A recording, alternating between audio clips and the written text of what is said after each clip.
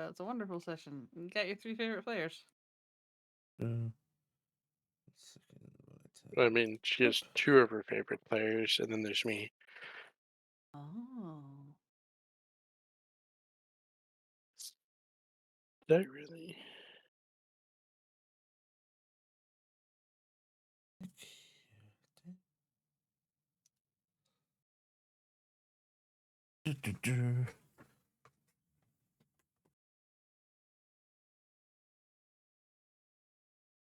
We are live. Welcome back to another episode of Lost Legends. We're gonna start with our usual, but now much shorter manner of introduction for this week. Verdazin and Cross are both missing, so Noah and Iala will not be in today's session. But then we have Blackheart as, Taryc. we have Sammi as, I'm just Nim. we have Tobias, I don't know how to respond to that, but I'm going to go with Cassian at the moment. and you have me, Yuli, as your friendly DM. Who would like to get the recap? Looking at my free players. I can do it. Okay, you go ahead. I can do it, even though I wasn't here for most of it.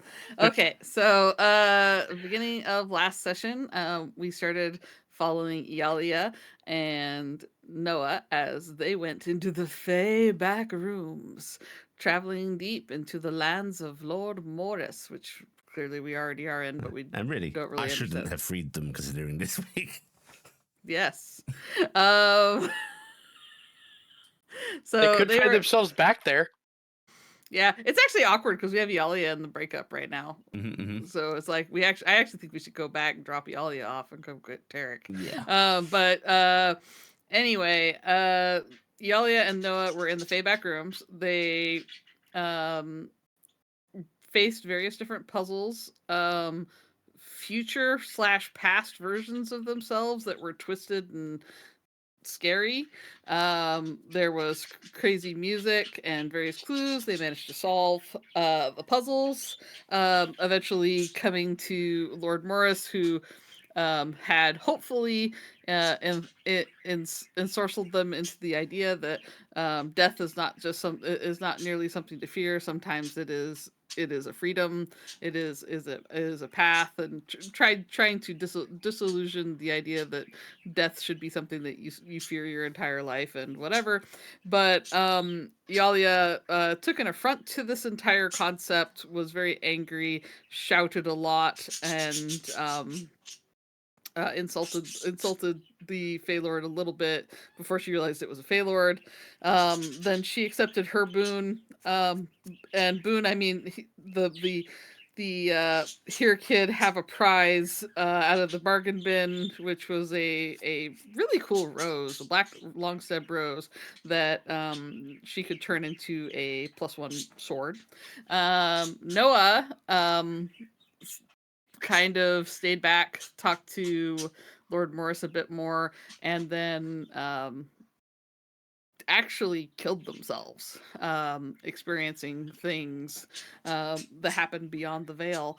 And Lord Morris brought them back, holding them tightly, and gave them a really neat boon involving death saving throws and of the likes. Noah was also given a black rose, but this one was for wearing in their hair, not for otherwise. It seems to be purely for decoration, but it's still super duper cool. The two of them then left Lord Morris's immediate realm and then started to wander back to where the party was at the Seven Bells. Meanwhile, at the Seven Bells, Taryc, Cassian, and Nim started to speak with Mr. Deeds. They were introduced to the various different flavors of pleasure that could happen there. Nim's patron, she decided, Fuli decided to go partake upstairs. She picked out one of the incubi and warned Deeds to take good care of her little charge as she left.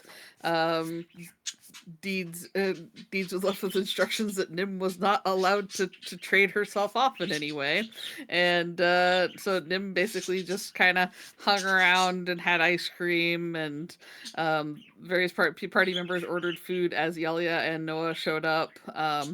Somebody ordered Aarakocra for the menu, which Nim covered up as okra. Good friend covers for Null.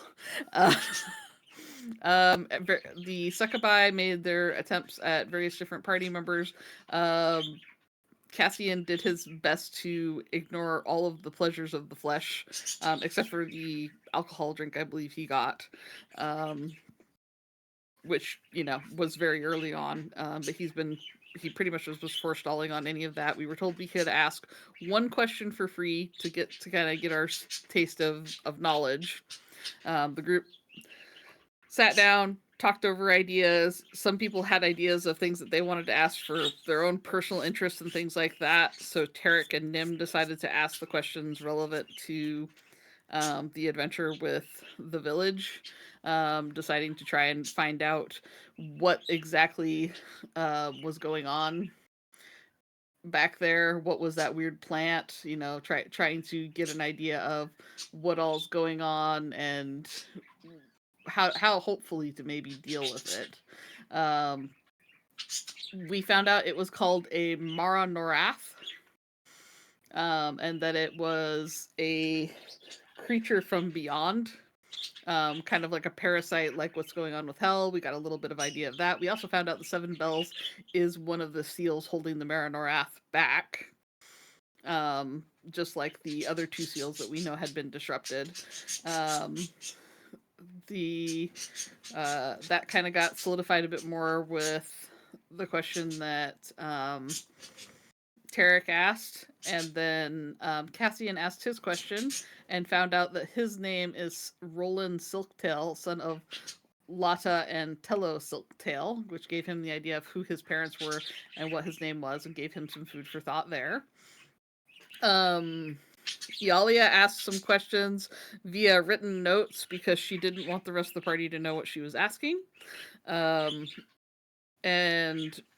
we don't really know what she got out of that, so can't speak on it.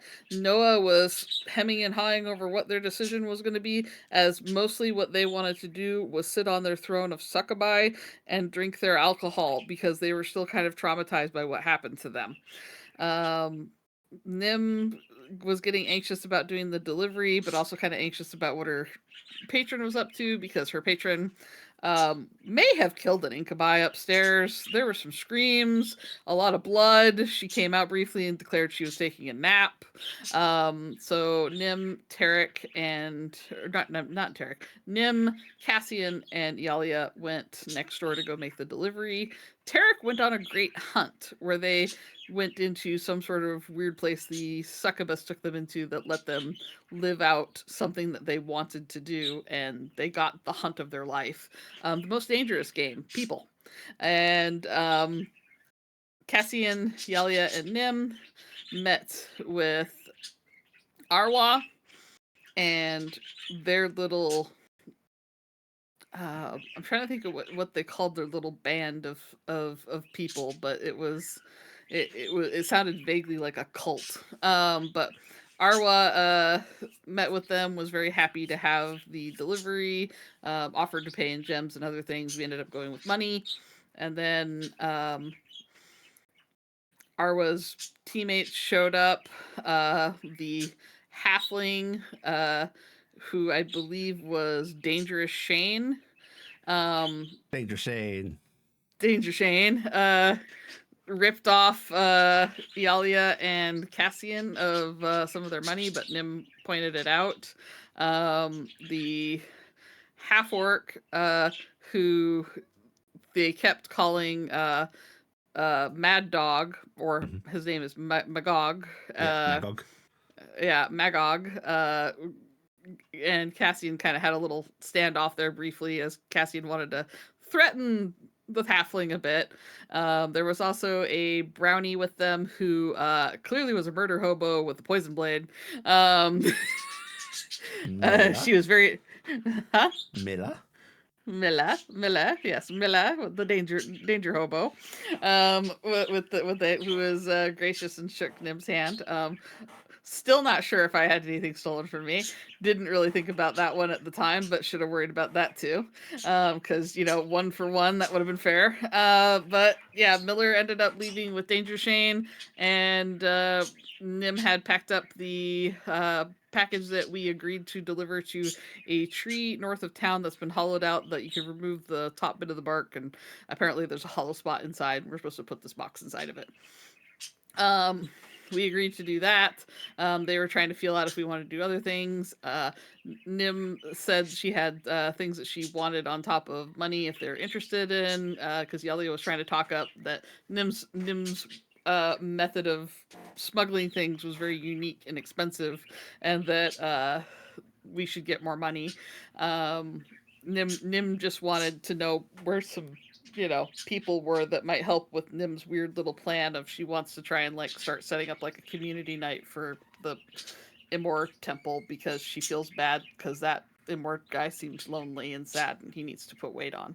And then Magog actually thought that was kind of nice and offered to take us to go meet some little biddies that might be interested in getting paid to, cook some home meals and stuff like that and help out with something like that.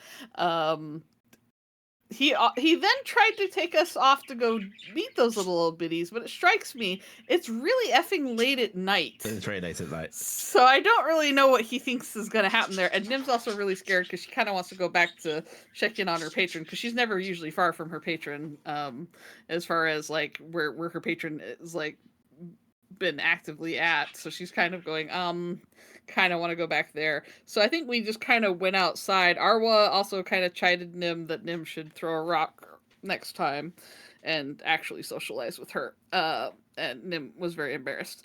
And I think that's where we left off.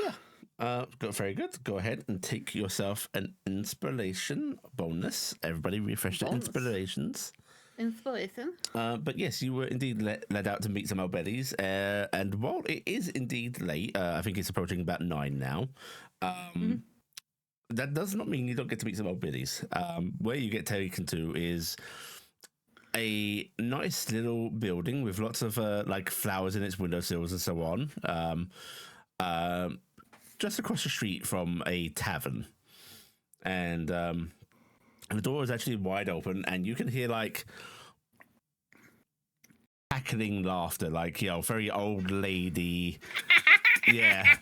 I know that old laughter. I'm in that age bracket. Magog just politely knocks while stepping in, just that sort of announcing knock. Just for you all to follow him, and he goes, ladies, brought some people to meet you. Hope we're not intruding. And what you see is what looks like to be some sort of old lady gambling club. As around the table there is lots of smoke from pipes and such in the air. It's those kind of old ladies. Yes. I love this. That's why they're awake still. Yeah, old ladies, which old in this setting. There are some clearly old crones here, maybe in their 70s to 80s, but 50s, 60s for the younger members. Their kids are grown. That's all that matters, right? Basically. Which you immediately you sort of overlooked a bit as Magog is greeted with some wolf whistles and such. Which he sort of bashfully just waves off as if he's used to it. And then you cannot help but be very popular, Peaches. Peaches, what? Don't worry, you'll think about it someday. Yeah, he just looks confused, the poor thing.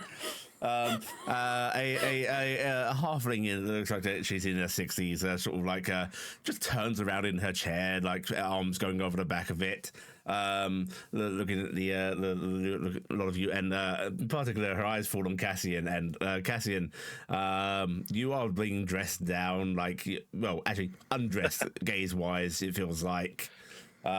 And she just grins at you, goes, well, hello there, handsome. Hello. you coming to join us? We can put up take away a seat, I suppose. Toby, we found the cougars. Yeah. I mentally want to imagine there's a 60 I year old. thought we were free of succubi. I was wrong. Yeah, in the background, like there's this like 70-year-old woman who's like just sucking on a bit of like a candy, takes it out of her mouth and just says, "Yeah, fuck that one," and puts that back in. Back by day, I took 2 of those. Cassian actually has no idea how to respond to this. Yeah, Michael gives you a little bit of a sympathetic look, and he just goes, "Well, these lot here, you could call them the sort of the real power behind the streets here." Oh, very honored to be here then. A woman in her like early 50s, actually, looks like she's a little exacerbated with the behavior as well. There are plenty of lewd jokes and comments being thrown around, laughter, and she's just like comes on up to you and goes, "Hello, I'm Mary. Please ignore him. It's the night off, No, it is quite all right. We're the ones barging in. I'm Nim. This is my lovely friend Taryc, and this is of course the very handsome Cassian. He's single, I think, ladies. There's plenty of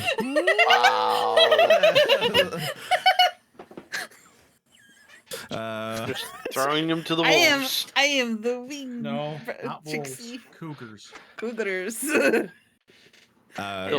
Nothing wrong with an experienced friend. There's also a lady just trying to go, come here to Nomi. Nomi is like creeping down Taryc's back at this moment to hide. Nomi. This is a weirdly different den of sin, and Nomi doesn't like it either. This is a sin that he's more Mary just smiles a bit and goes, "Well, it's a pleasure to meet all of you.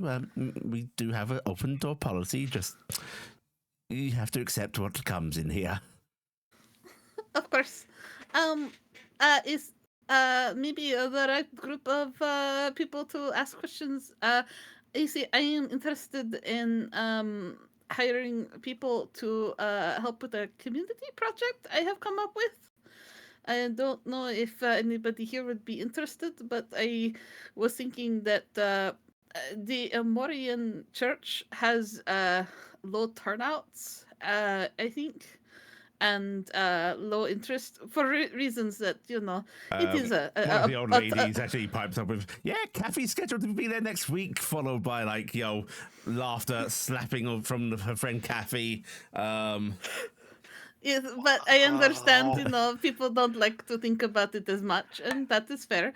But the Amorian priest seems like a very nice person, and I feel a little bad for them. So I was thinking maybe I would see if the community had people who wanted to get hired for cooking, and maybe if there were some young grandkids running around who could use some extra coin to do some running. We could set something up where we have like a little a cookout night. Anybody could come get some food, take some home, and just sit around and talk for a bit, and just have a community night. And we host it over there and kind of make a nice thing for them. Yeah, there's a Margaret's got plenty of grandkids. Her daughter's as promiscuous as she is. That sounds like that is a beautiful blessing. Be ready and happy, Margaret. Say we're hearing who the head are over here. Mary just sort of like, gives a little shrug and goes, "Well, plenty around here, always looking for something to do, so I can put a word around if you want." Yes, if you don't mind, and maybe I could check in with you, and we can work something out. I have coin, and I am interested in doing this. Why don't you swing by day after tomorrow or something? It'd been a little quieter here, and I should have had time to speak to people. That sounds very good. As long as we are still in town, I know that we are possibly leaving town briefly. I don't understand exactly well, what for. then whenever it's your convenience, we're always here. Okay, but I will at least wait until the day after tomorrow, and then if not, sometime after that. Okay. Yeah, certainly. Are you staying in or? Magog actually sort of shakes his head and goes, "No, we're gonna take off. Don't want to disturb you, ladies' night, you know." Are you sure? You know, you're very welcome. And he's gonna take Cassian's arm and goes, "No important business to take care of, I'm afraid." Right, Very come on, my friend. important business. Yep. And he's gonna hurry out with Cassian. Still, Magog is a little intimidated by these women. Let's make sure I wasn't losing it. We're still in the alley, right? No, Like this. Oh, this is outside of the alley. this is in real world. Yes. Okay. This is essentially the street the alleyway is connected to. Okay, so this is going into the alley, but it's not the alley Yes. proper itself. Okay. Yeah. Right. Yeah. You're all able to filter out, which there's like booze and such from plenty of them. Although lots of actually genuine hope to see you soon and so on. To not just the guys but the girls as well. Do they back out or do they actually turn around? What, Magog and Cassian? Yeah. Magog turns Cassian and they both walk out, which gets plenty of whistles as well. But it's fake. Okay. I say to Taryc as they turn to walk away, and they point at Magog and go, "Peaches." Yeah, Magog has a fantastic arse in those levers. Honestly, you described Magog wearing leather pants. That's all I could think of. That's going to be perfect, right?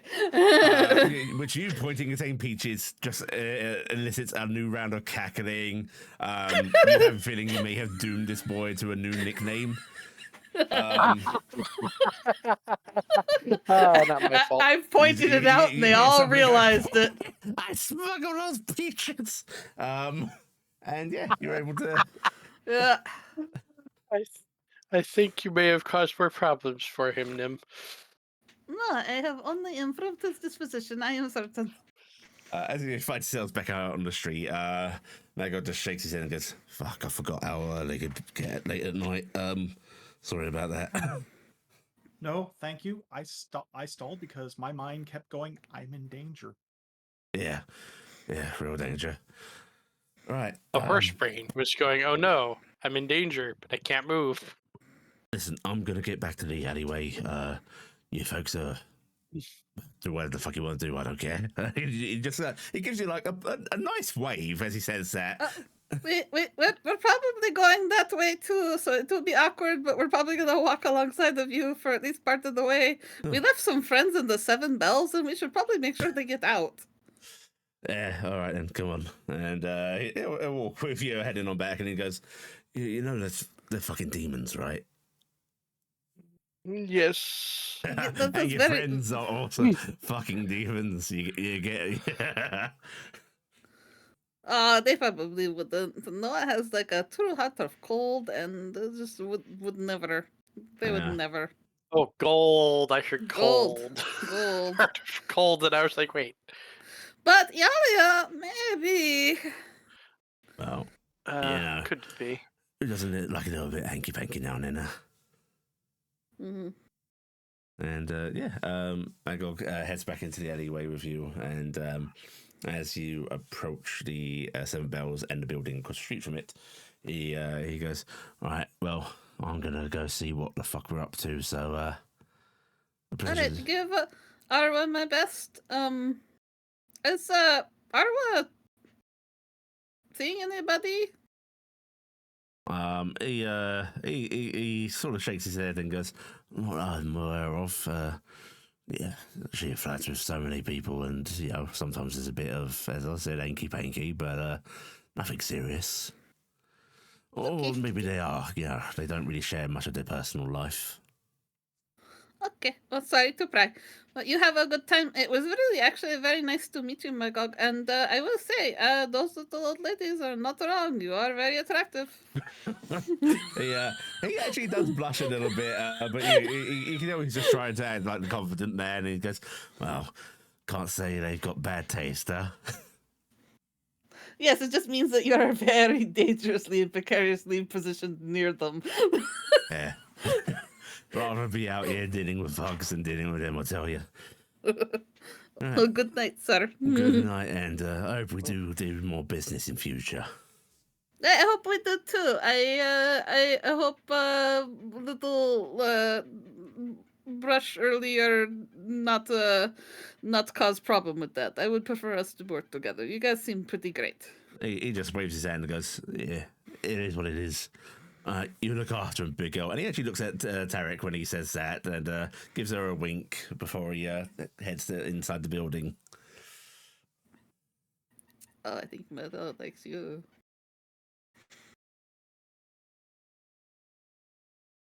Looks down at Nim. It's okay. Everyone always feels threatened by Trixies. It's fair. Right. What are the three of you doing? I'm walking back to the Seven Bells because that's where my fucking patron is, and I'm not leaving her. I will back. say that you guys head into Seven Bells. Iala, at some point we traded Iala for Taryc anyway, exactly. so this magically happened. This is we're just retconning a little bit. Taryc, you got to finish up your hunt a little earlier, and you went and joined them. Iala has stayed behind. You are aware that she is safe and apparently discussing more matters on her notes. Basically, there's a lot of information she needed. And Noah wants privacy. Yes. So, Noah is in one of the upper rooms, and Iala is in the back room talking to a copy of Mr. Deeds, you assume. Oh, no. Mm-hmm. Oh, no. And they basically have told us that if we get done, we can leave, and that's fine. Yes. They don't care. Yada, yada, yada. Yada, yada, yada. Wait. We let her go back in the back rooms?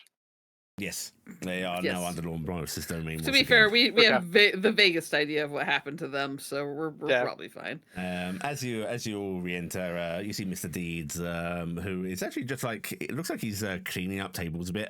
There are a few more people in here now. You see like a mix of noble finery and like the most common of commoners. Some of them at the bar, a couple of them have joined in the continuous poker game, it seems. Mr. Deeds is currently sort of running, walking around, picking up empty glasses, and as he's coming in, he sort of opens up his arms and goes, "Oh, welcome back once again." Hello, Mr. Deeds. You have such a fine establishment. Yes. I'm just complimenting it. I thought I heard Blackheart saying you. Oh, no, I said... Hello. Oh, you said hello. But yeah, in that case, he goes, "Oh, thank you very much. I am quite proud of it, and to have it appreciated by my guests is all of the world to me." I'm going to nod. Can I ask you a question, and you can tell me if it has a price? Go ahead.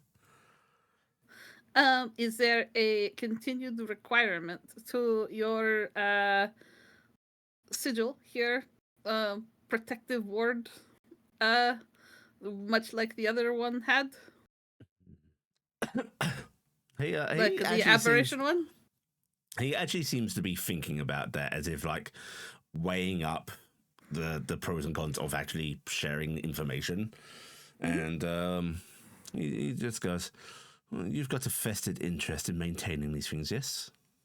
Yes, I have a vested interest. Well, in that case, I do not mind divulging that, yes. There is a upkeep, much like the Abyssal. Not a sacrifice, of course, but a continued update is what I'm referring to. Yes, I would assume it has something to do with your business here. It makes sense. He smiles a little bit and just sprays his hands out as if like, who knows, but with that like little knowing smile.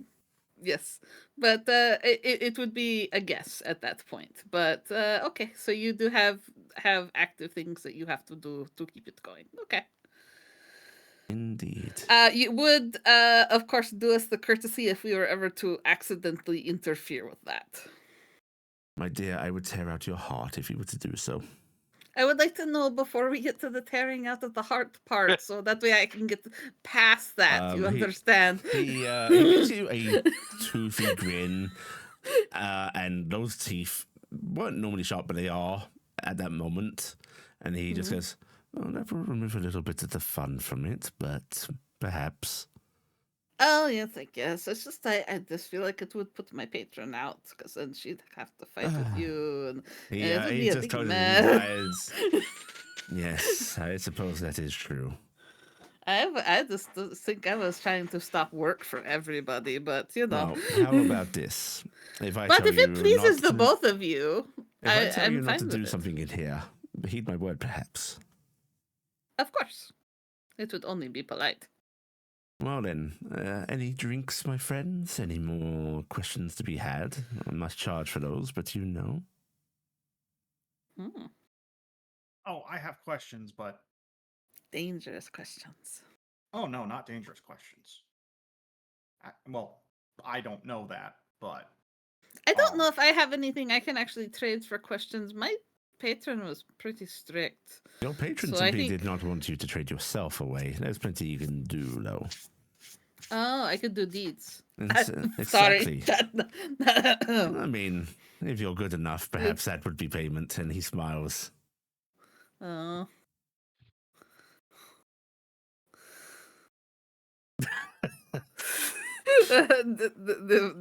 There.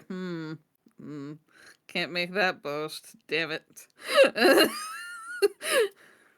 I have a feeling we might be waiting on her patron for now. I believe. We can In look that down at case, him. I think it perhaps might be safe not to disturb her at this point if you'd like me to fetch her. If you want to, or I could go up there. I'm sure she's had a bit of a rest. Whatever you think would please her most.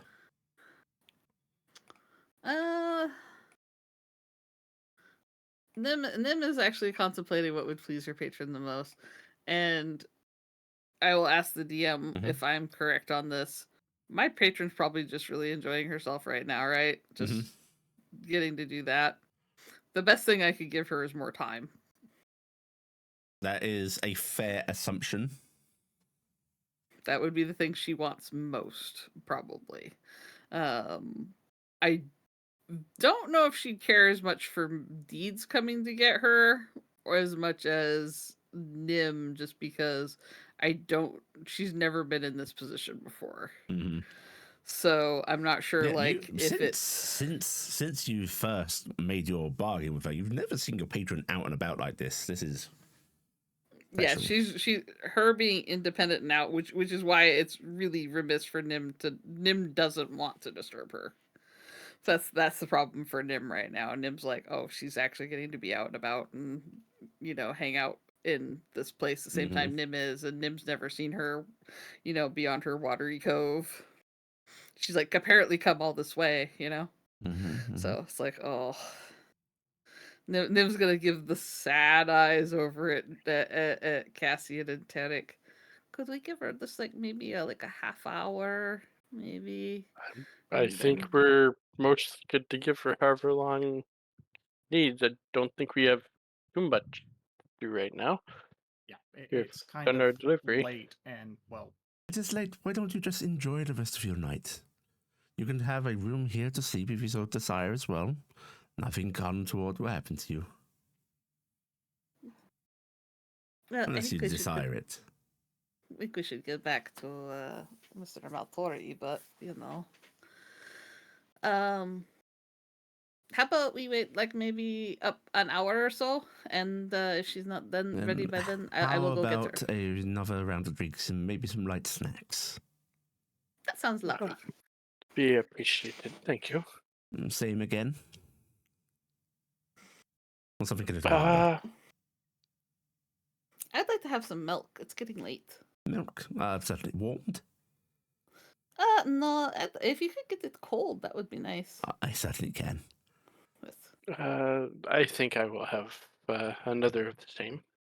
Indeed. And you, good sir? He looks at you, Cassian. Cassian's actually stopping to think. What time is it?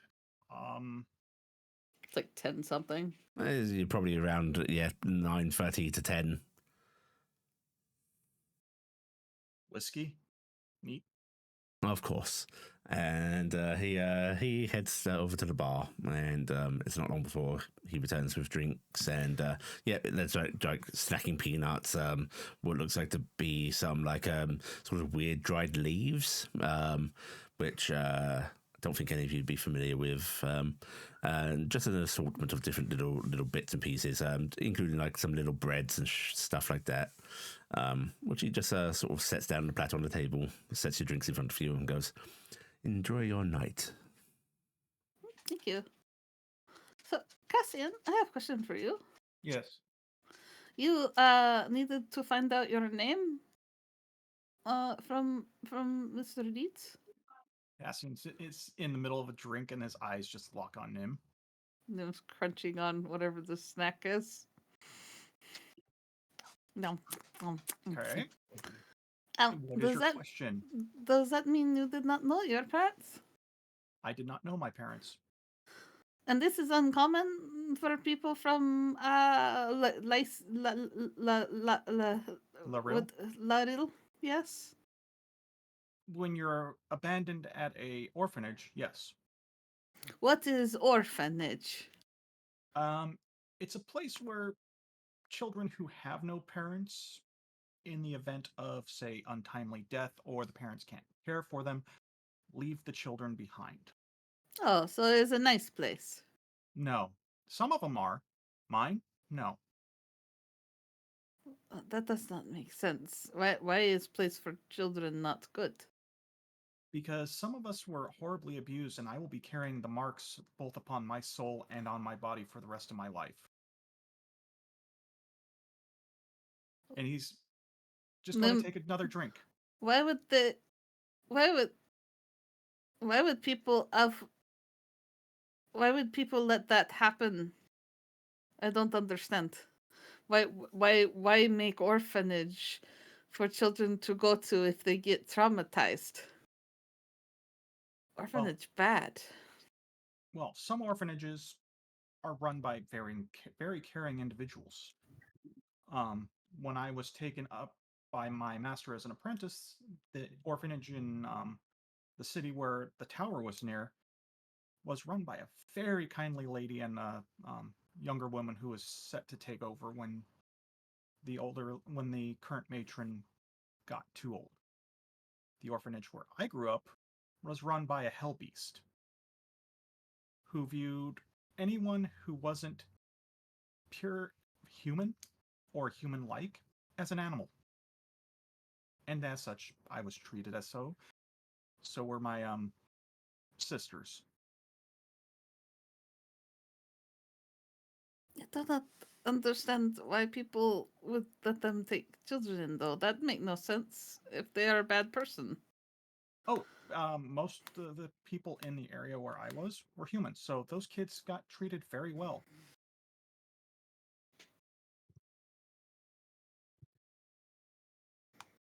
Mm.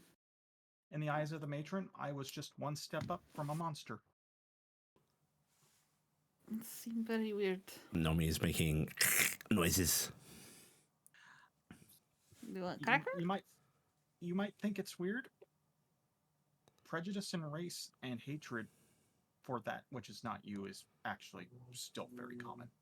Yes, but to victimize young, For some, so it's the sacrilege. it's the easiest type of person to victimize. Mm. If I were to go back there and she was still around, she wouldn't be able to touch me because I would be able to wipe the floor with her, as it were. But if you had parents, yeah, and Technically. not. Well, you had parents, you born, yeah, not Yeah. maid? I don't know my parents. No, but I'm as hypothetical. I'm not talking about factuals. But if you were born Laril, right? And you have parents, your parents keep you? Yes. Under normal circumstances, you are raised by your parents with your siblings. What is that like? I don't know. Oh, I don't know either. If I were to assume, it's similar to me and the other apprentices under Master Blackseer. Homie. Your older siblings take care of the younger siblings, help teach them, with the parents trying to maintain order amongst a wily bunch of incredibly intelligent children. When did you go back here? Oh, sorry. Excuse Are me. you saying something? Yes. A succubus is approaching the table. I don't mean to eavesdrop, but you don't know what it is like to be raised, to have a loving family. Who's she talking to? It's sort of directed at the group in general. It looks like she is like her eyes lingering on them, but they do like flicker to you, Cassian. I am just very curious about the different customs on different continents. I'm sorry, you could. My name is Nim. What is yours? Or do you have name? You can call me Darla right now, but Darla. that is such a sad thing to hear. Is it something you'd like to experience? While I had no loving family when I was young, I would like to believe that the family I found was loving. I have more fond memories of that time than any other time. What about you, child of Tuli? A daughter's love can be so lonely sometimes. Nim's tail twitches a bit. I was fine. I'm okay. Thank you. I am very capable and quite confident that I turn out good. I learned very good things. My dear, I'm very capable as well and very confident in how good I turned out. And there's a sort of ironic smile when they say that. But everybody can do with an experience of something they never had.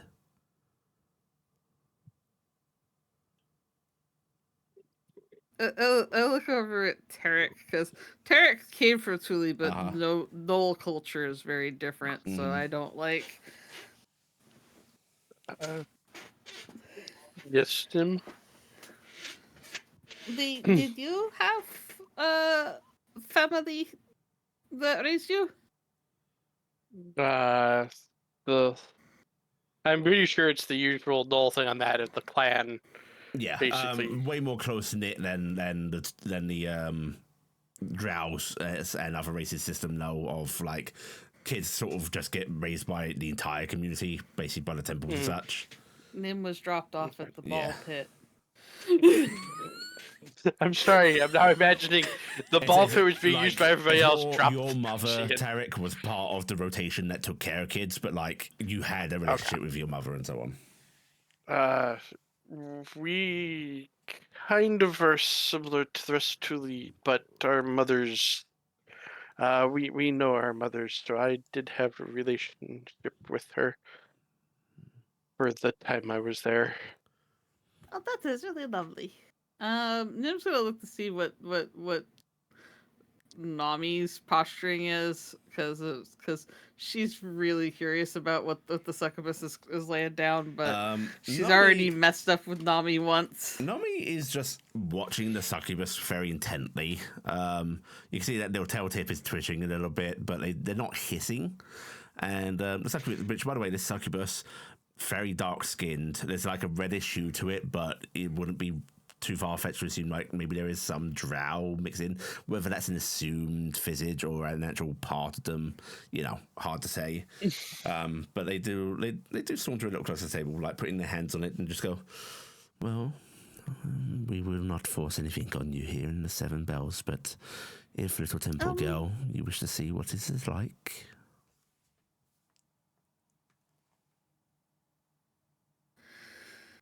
What would that entail, and what is cost? Remember, your first night's free. And it can entail whatever you please. It's a little bit of illusionary, a little bit of loss of self, just for a moment, to allow yourself to drift back to a place that never was.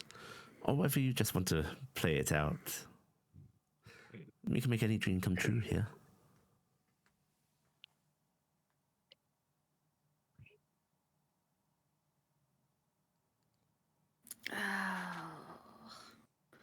Nim's face is deep in thought, and I'm going to give myself a charisma roll. Roll high, please. Rolled high. All right. What does that mean? Wishing only wounds the heart. Mm-hmm. Nim's going to shake her head. No, I don't want to fall in love with something that could not be. Thank you, though. It is good to think that is something I could try if I wanted to. Well, the first night is free, but any time you want it, it's here.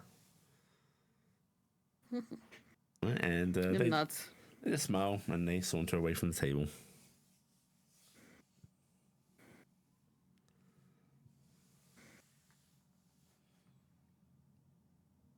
Which, by the way, they were nowhere near you when you were having the conversation, which might clue you all in on something about this place.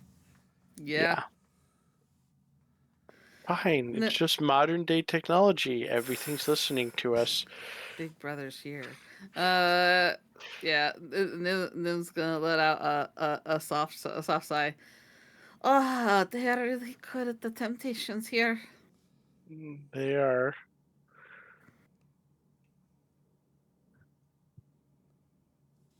Nim, you get a flash from Nomi, which just conceptually seems to suggest, think you're fine as is.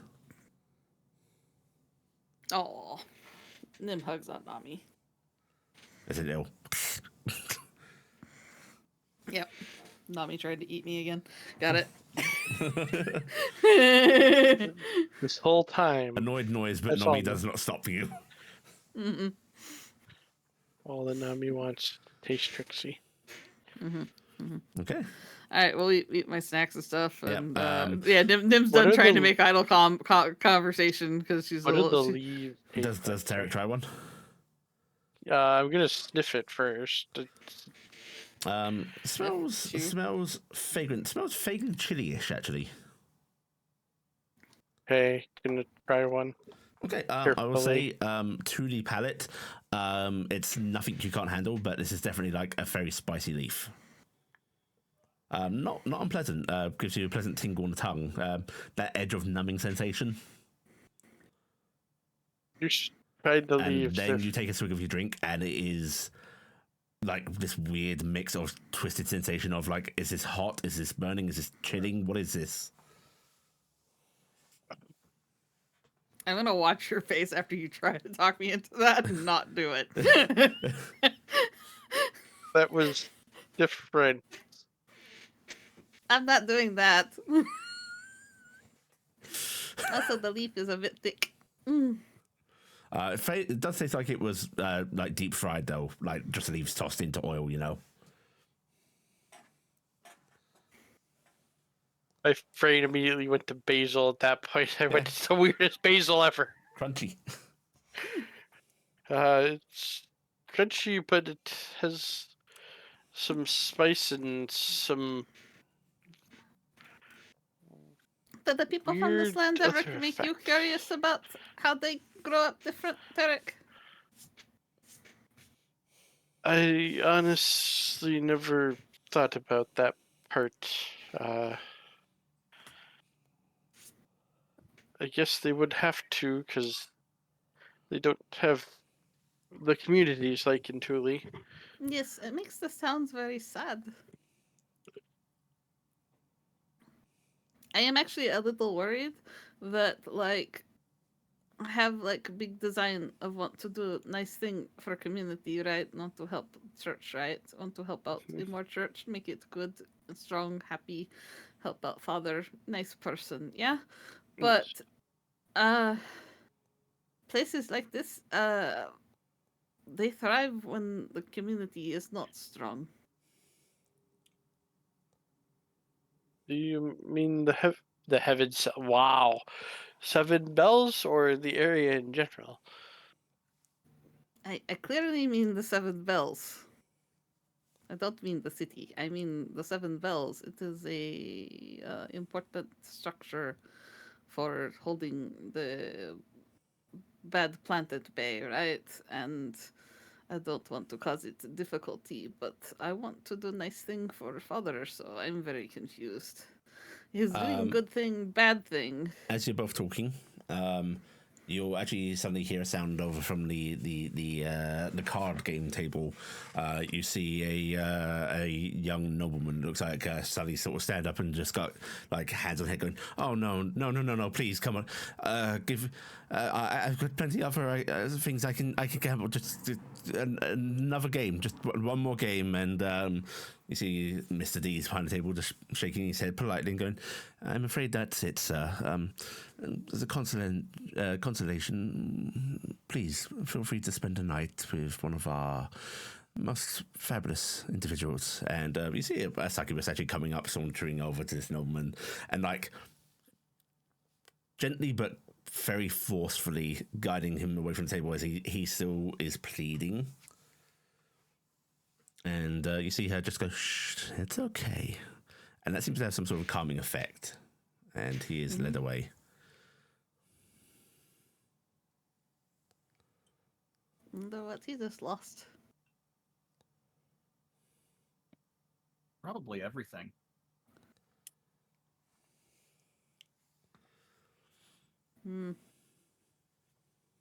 Sadly, finding out would be a problem, I think. But again, that is my concern. Is if I do good thing for help out in more church, is it going to badly affect this place? And I don't know.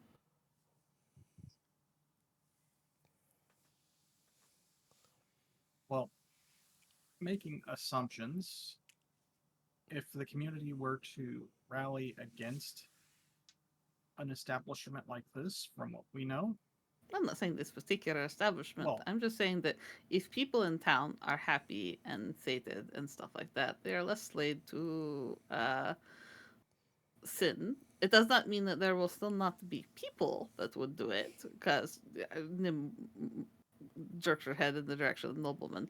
Very rich people give in to sin all the time. Wealthy, powerful people give in to vices. It's what happened, right? But it might lower their clientele. But I do not sure, like, what is balance? You know, what is balance? well, the thing is this place can easily pack up and move, most likely. That is probably true. I mean, in all likelihood, it has probably been in multiple cities across this continent over the years. Maybe. I mean, it starts becoming too popular, starts attracting the attention of forces that it should not be attracting. There might be a discussion between Mr. Deeds and their other patron, and they just might pack the entire alley up and move. That would be very sad for Arwa.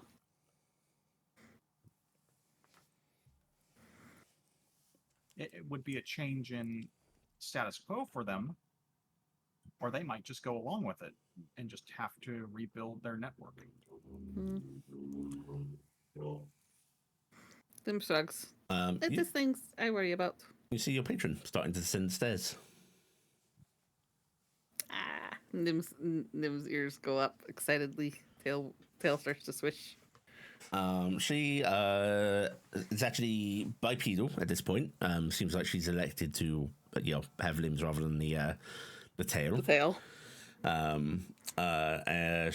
She's wearing like it's definitely got a Thule influence to it, but it is like a semblance of slick black dress,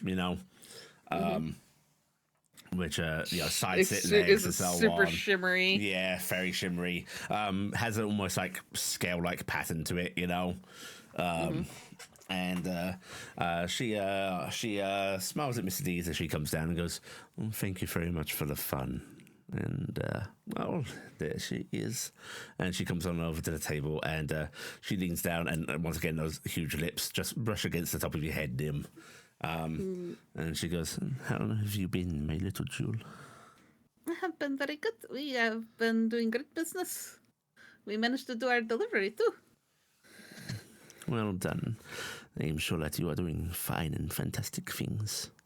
I have made no deals and made no trades that were of anything that I was not allowed to give away. I hope you still had some fun with them. You must take advantage of these fiends whenever you can. I had a good night. I am pleased. And I am so pleased that you got to have a lovely night as well. And she smiles and goes, "Indeed I did. I shall be returning to my vessel for some proper rest. But is there anything you need first, my sweet?" No, I am quite happy and very pleased. I will see you later. And she looks up as if like finally acknowledging your companions. Her eyes just very briefly drifting them over and goes, "Yes. Did you enjoy my boon at the lake?"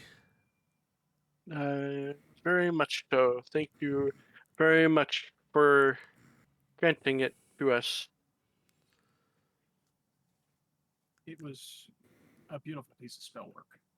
She smiles as if like enjoying the thanks and the praise, and she just inclines her head ever so slightly, like the bare centimeter of movement, and she goes, "I am pleased to hear that.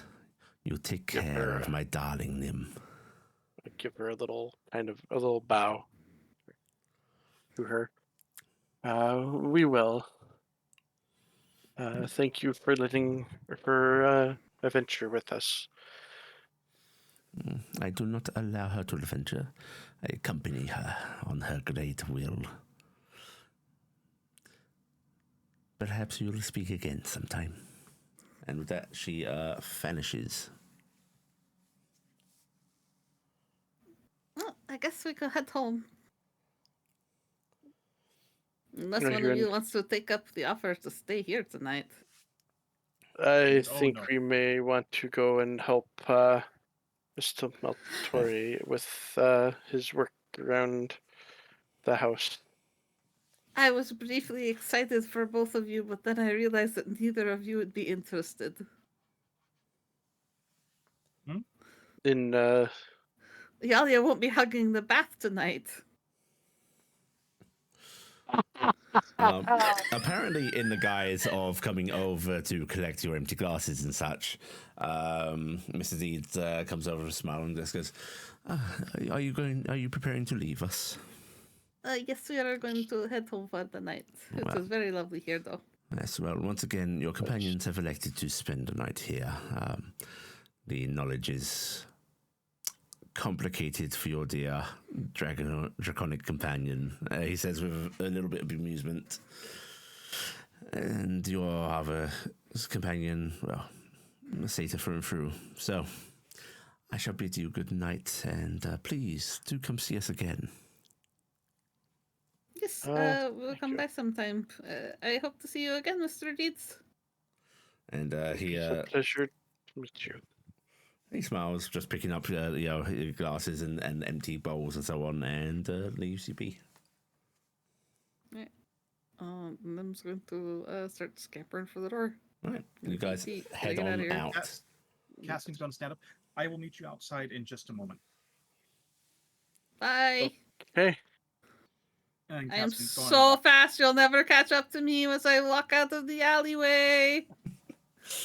I threaten. Cassian's going to walk over to the bar. So speedy. I cast Long Hi, Strider on yes. him. Cassian, or would you prefer Silktail? Right now, I'm Cassian Archivald. Then, Mr. Archibald, what can I do for you? I would like to discuss price and see how your pricing scale works on information on my family. While I am a researcher by trade, I am not on the same continent as them, so finding any information here would be No, impossible. it would be looking for a needle in a haystack that's on fire. At least after the fire's died down, you might be able to find a needle. You wouldn't have any such luck here. Indeed. So I'd like to find your price, potentially negotiate, and then decide if it's worthwhile to me, or if I should wait until I make it back to Loril. So, location services. Are we speaking continent, kingdom, township, street, room? I'm looking for general information on the family all told, and potentially where they are at this time, if they're even still alive. I see. So you wish to hire us for some research then? I have no idea about my family history, and if it's even something I want to touch. Well, Mr. Archibald, you should know that we're not omniscient. This will require some work from us. If great things we keep tabs on, the more personal matters takes a little work. Now, we will do that work without requiring payment, but the information on offer, well, once we know its value, then we can actually discuss price. And typically, what do you ask for in the ways of? Well, you have stated that you don't ask for souls, which is a good thing because that would never be on the table. What is your typical asking?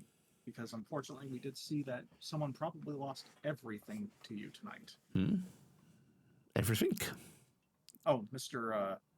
Noble, who lost at the table. Oh, no, he just lost his father's respect. Ooh. Okay. An unfortunate thing for the first son. Yes, indeed.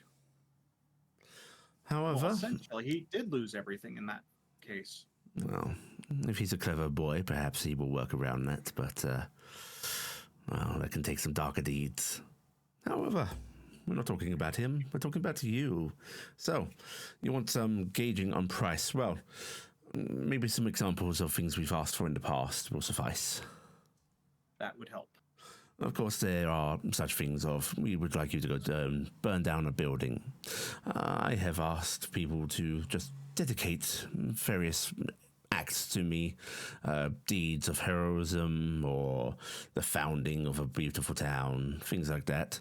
Or it might be as simple as, please take this object, drop it in the dirt 10 miles out in any direction, and make sure it's buried. Or if the price is particularly high, then servitude, all manner of things. Really, sky's the limit, and the ground can be dug into. All right, that's understandable. As the legwork, to put it, is free, I would ask you if you would research that information for me. I must confess, we've already started. It pays to know about your clientele. I never thought I would be anything big enough to warrant that sort of attention. It does not matter how small you are. Once you come in here, we take a vested interest. Try to get us back. Of course. Well, I will say this. I do appreciate you looking up the information. Anyways,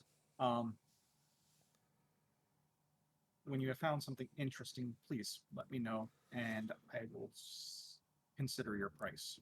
Well, Do stop in Now- again. Our service that- is your pleasure. Now, that being said, are your prices up for negotiation? Very rarely, but I always enjoy a talk, so there's that. Well, I thank you for your time, Mr. Deeds. It is a lovely establishment, but I had best go catch up to the other two before chaos and mayhem ensue. Indeed. You have a lovely night, Mr. Archivald. And Cassian's going to do a polite bow and turn around and walk out. You're already burning down the alley. Okay. Does not take much to catch up, unless Nim and Taryc want to talk about stuff while you are occupied. No, we have our. Oh, we actually have one thing. So, Taryc, can you do me a great big favor? What is that? The next time you decide to eat an Eric Kokra, could you be a little bit more subtle in front of everybody else? I don't think you understand. Some of these people are like freaking pristine. Their souls are like they have nothing going on, and their culture is this very upsetting. So, got to be a little bit more careful on the lowdown on that. I think we got that past Noah, but I'm not sure. I made sure not to pick any of people who were there. That doesn't matter to them. It just matters that it is thinking, speaking person. It would be like if you tried to eat a pseudo dragon. I would be very upset.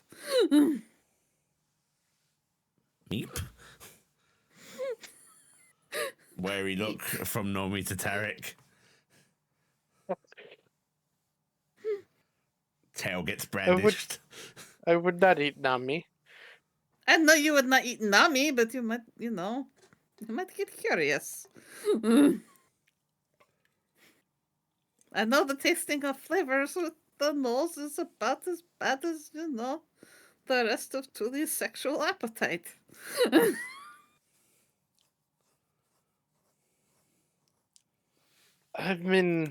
I have probably eaten many things that the others would not be happy about. But Have you eaten drow?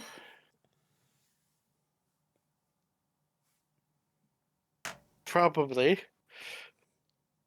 I mean, There isn't a probably about eating drow. You know what you put in your mouth. do you remember everything that you have eaten? If it's something roll a D20, rare, Taryc. Okay. The 20 you said? Uh-huh. Yeah, you've eaten drow. I was more playing off that she might not remember. I remember any You've definitely eaten drow exciting. a few times. Okay. Yes, I mean, we eat anything that we can get a hold of. Roll me another D20. I Alright, use how this- many? use How this many? for Trixie. How many Trixies have you eaten? Okay, you've not eaten Trixie. Shockingly. Not had Trixie. Okay, let's keep it that way. But what if there is a No, bad one that is no. attacking us? no, it will upset me emotionally. At this point, you will hear the clip clop coming up behind you. Oh, hi, Cassian. We weren't having an awkward conversation. How are you doing? I'm doing okay. Awkward conversations? No, we weren't. We were having no conversations at all. How are you doing? Would you have a good secret conversation with Mr. Deeds? Yes. And just to let you know, they're probably looking up information on all of us right now. Nah, there's not much to know. I mean, We've garnered their attention. I mean, we were there, and they seem to be what they revel in, so I'm not surprised. I hope the other two are having a good time. Cut to Noah. I died. Then I saw my death, and then I forgot a bunch of it. And now I don't remember it, so I don't have closure. But as you approach the mouth of the alleyway, Pierce's guard position is taken up once again. It's actually a large black gnoll. the darkest fur you've ever seen, Taryc. You have It's yet to been- see a no on this land. Okay. Head up a bit. That is unusual sight. As you approach, you get a big, toothy grin. This no, clearly female, much like you, stands up, about a head taller than you, Taryc. And you can see, like, their eyes almost look bloodshot. There's so much red there. And they just go, well, leaving? Yes, we were planning to head back home. I Yes, it's have getting really late. to say I have not ran into another Mm, in my time here. not wanted enough. It seems Just that gonna tilt her head. So how many times do you change what you look like? There's a cackling laugh and just a little sort of snapping of the teeth, apparently in some sort of delight, as they go, bright little one, aren't you? I have changed, at least 4 times today. Oh, that sounds really fun. Do you get to like come up with like? Of course you do. You probably come up with fun personality and name and Of everything, course. huh? Yes. Oh, that's fun.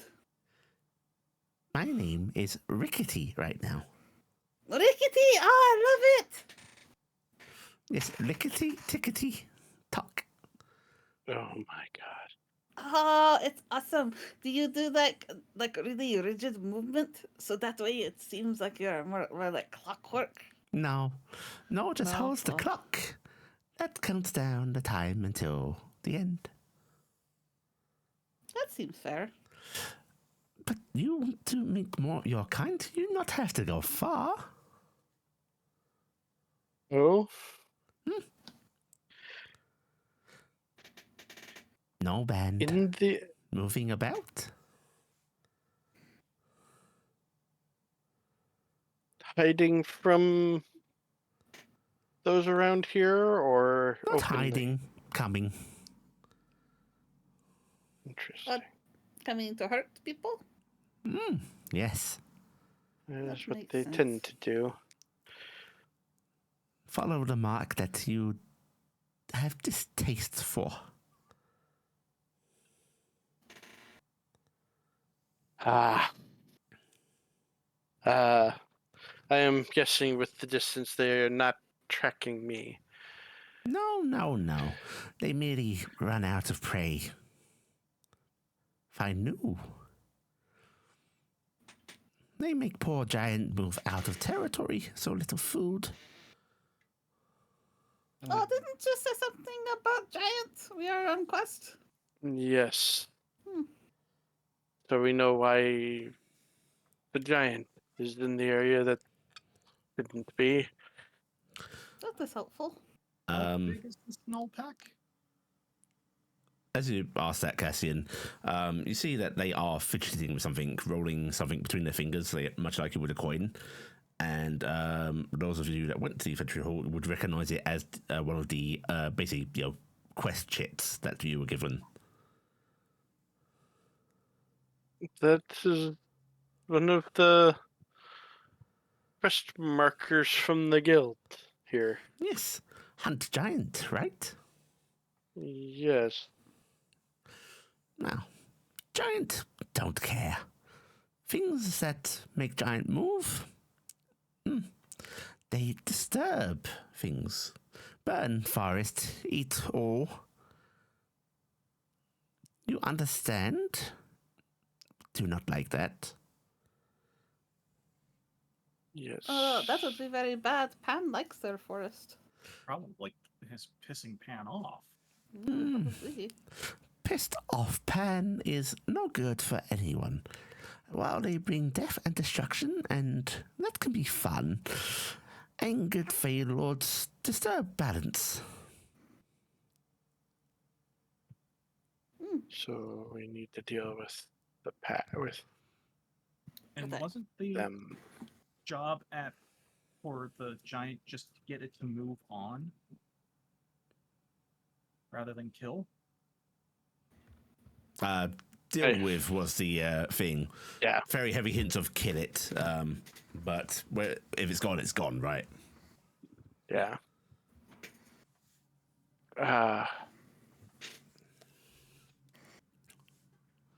That can be an interesting thing to deal with. Thank you. Thank you, Do you Mr. Kitty. Your Or is it friends, talk? they okay? they seem to be spending the night. They seem to tonight. be a bit worse for wear, unfortunately. And they seem like they are not coping very well. Sometimes play can be rough. They give you a toothy, almost beckoning smile when they say that, Taryc. I have known my share of it. Well, if you desire rough play, you come back. You wander the streets. But otherwise, I have given no hints and brokered no deals, so be gone. Oh, are we welcome to come back sometime? You know password, yes? No, No. no, No. no, No. I think no, they're telling us the password, Nim. no. Got it. They grin. Nim Thank actually you. didn't know the password. I know. I think it. Remember, we do know it changes all the time. No, other people know Oh. it changes all the time. I thought we Heard were. little I thought bits. there was. I was in the ring. I've been in the ring. Oh yeah, that's right. You were the ring when we crashed. Yeah, yeah. I kind of vaguely heard the conversation. It was like the big thing that Nim caught was the fact that the Aarakocra, which I thought that was hilarious. That after just seeing an Aarakocra, you're just like, I need to eat one of Yeah. those. I mean, in It has to be like, character- you've got a real hankering for no. I mean, in character, it makes more sense than how the brain worked it. Okay, so yeah, I will wave goodbye. I hope see you sometime again. Bye-bye. Bye bye. Right, you leave the alleyway. You start never heading going back. in that alleyway again. start heading back to the manor. Yeah, I had the I manor. believe we don't have anything else. Okay. Like, It's pretty late by the time you get back to the manor. Walking across town takes a good hour. When you enter, you see Maltori is unfortunately still awake. He is sort of going about the manor, like pressing crystals up against walls, sort of gesturing at the floor in exacerbation. You actually hear him, like, as you're entering, yelling, "No, don't walk, Claire! I just cleaned it!" And you can walk in to see Maltori apparently doing a bit of spring cleaning magically. Children. Oh my god, I can't do Maltori's voice right now. What's happened to my throat? No, can't do it. Oh, Just talk. Just talk normal. It's okay. yes. Children, it's good to see you once more. A productive day, I hope. more than we expected, honestly. Noah died. What? No. Quickly, get her body. We shall try and do some sort. Do you have her? No, Lord Morris handled it. It's fine. What? Lord Morris, the Fey Lord, they're in town. I mean, kind of in town. As close as that. He squints a bit and goes, "A Feylord does not simply come into town." No, Fey Lord has a mysterious alleyway bullshit thing going on. They have like a weird little sanctum with a house of ill repute full of demons and fiends in it. What? And Hang on, it was too many things. What? One Y'all, second. yeah, Noah are having a good time Is with a Noah pair of alive? succubi right now. Yeah, Noah's alive. Yes. Noah's having sex with the succubus, I think. What? What? fuck have you all been up to? Chaos. To tell you, mayhem? not having sex with Succubi. He shakes his head a bit and goes, I'm going to make some tea. Sit the fuck down and tell me everything that's happened. Right, do you want to catch him up? Yeah, we'll catch Yes. Valtori up on everything. Anything you deliberately leaving out? No. I don't think so.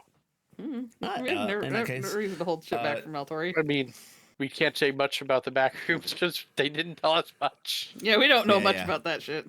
Right, We just know they died. They saw you Lord catch Morris. Mattori up to the best of your knowledge, which he just shakes his head in exasperation and just goes, okay, I'm very pleased to see that you are being open-minded to dealing with the darker forces. However, perhaps a little too eager, I think, especially, I'm going to have to talk to those two. Right, okay, so we have a I ward. think my patron broke an incubus. No, that's fine, I it'll think come she back. did more than break. Mm, I think That she was- might have eaten the poor guy. maybe parts of them. If it's any consolation, if it was an act of decadence and pleasure, the incubus probably enjoyed the experience. They screamed. Sure, I had. They do that. Right, so the Seven Bells has or is a ward. Yes, they are a Seems ward, to. and they told us about this creature, which should help with getting some research done. I hope that was a good use of our secrets. I thought about trying to ask for things that would help you with your plans, but I don't really understand what you'll need. So That's very kind of you, young Nim, but I have things in hand. But, well, yes, no, this is very useful information. Well done. It gives us places to look. I wish we had a greater resource of books and the libraries here are nice, but they're quaint, you see. Unfortunately, we also found that the one of the two we know is gone is one of the stronger ones. It is unfortunate.